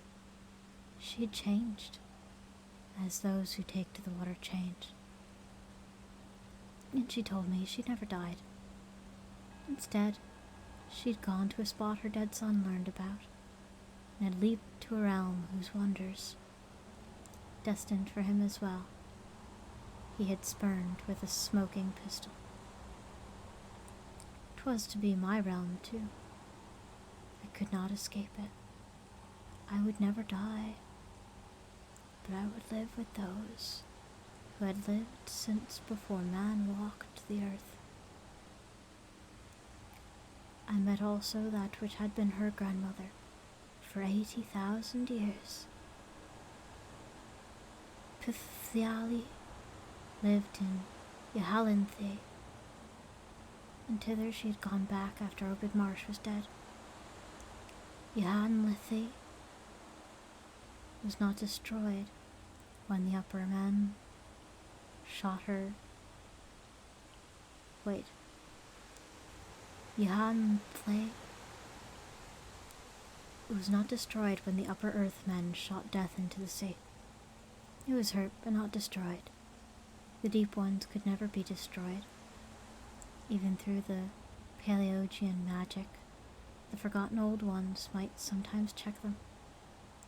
For the present they would rest, but someday, if they remembered, they would rise again. the tribute great Cthulhu craved.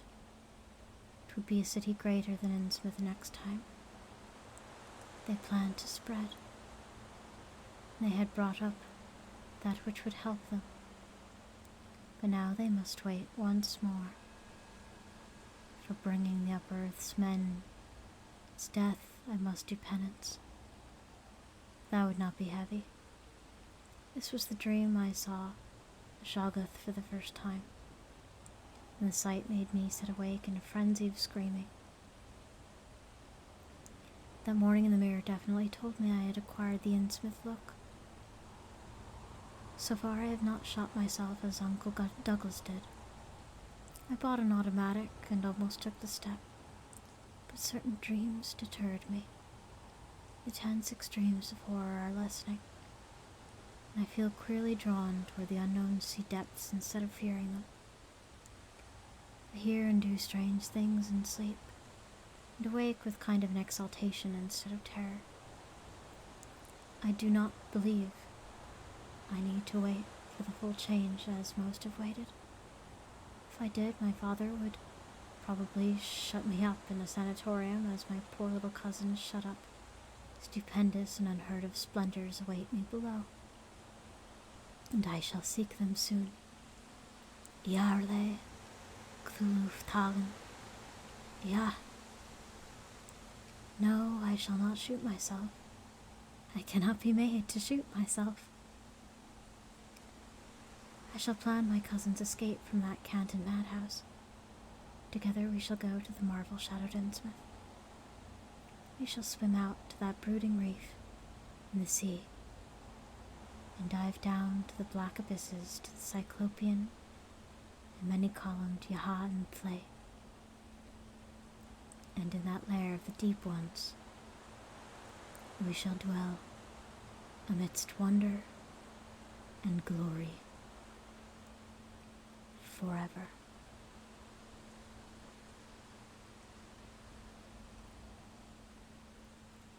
Okay, if I knew that was going to be 65 pages long, I might have planned differently.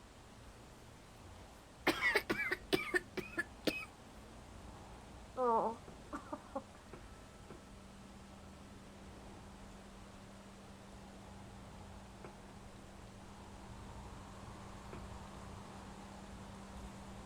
I just spoke for 3.5 hours straight.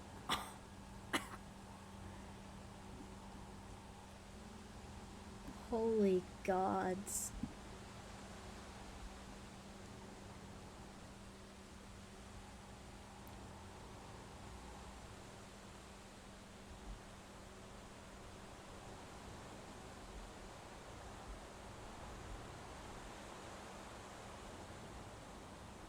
How long is Call of Cthulhu? That was almost Christmas spooks all over again. I'm not sure if this is longer. Did you guys enjoy it though? Could you guys still hear me by the end? Okay, 279.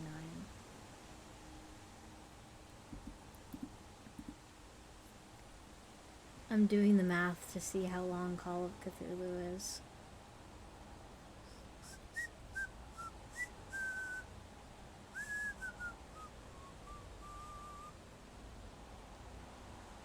Oh, not nearly as long. 310. Of course we did. Okay. 310 minus 278. 32. That is much less than 65.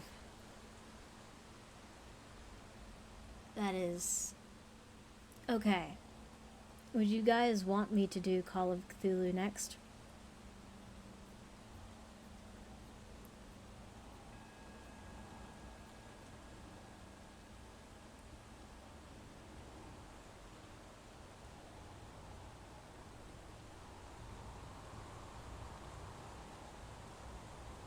Yeah, that was 65 pages. I'll leave it up to me. Okay, I'll keep it open on my computer. My voice is fucking dead. It's dead, Jim. So, I know I only read one story. Break with some shorter ones. We'll see how I feel in a week. Anyways, I'm gonna treat y'all in the server, secret server, to some inscription. 'Cause goddamn. Drink some water and rest on chords. I'm definitely gonna get a glass of water before I start playing in the server.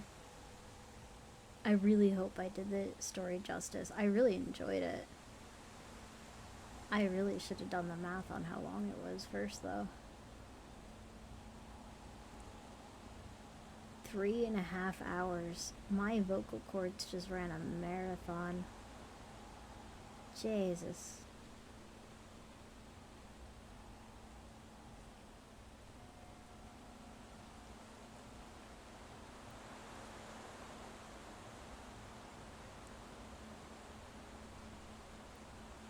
Yeah, I might fix myself like a small bowl of yogurt or something. That might help. Oh, that's a good one to add. Hold on.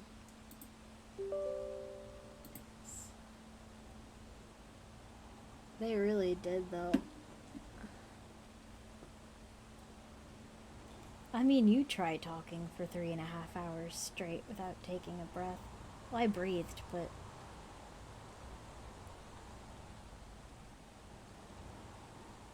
And it was funny because I kept thinking to myself, oh, it's almost late, it's almost over, it's almost over.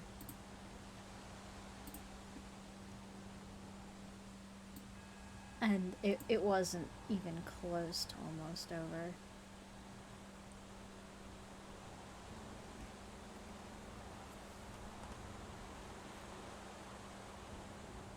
Oh, the Zerp's already waiting for me. But yeah, let's add this quote. It should be good.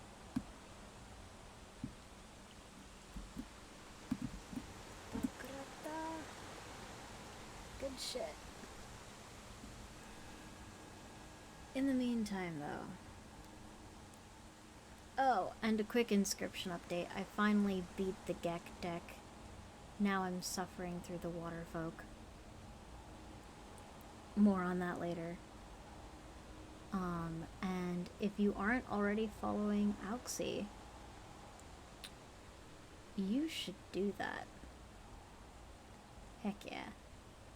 But yeah, I'm going to take a well-deserved glass of water, and I will meet you guys in the mod server for shenanigans. In the meantime, though, do not eat or do not eat or drink any questionable substances. Make smart decisions. Do not die. Dying is absolutely forbidden, and I will see all of you wonderful people at a later time.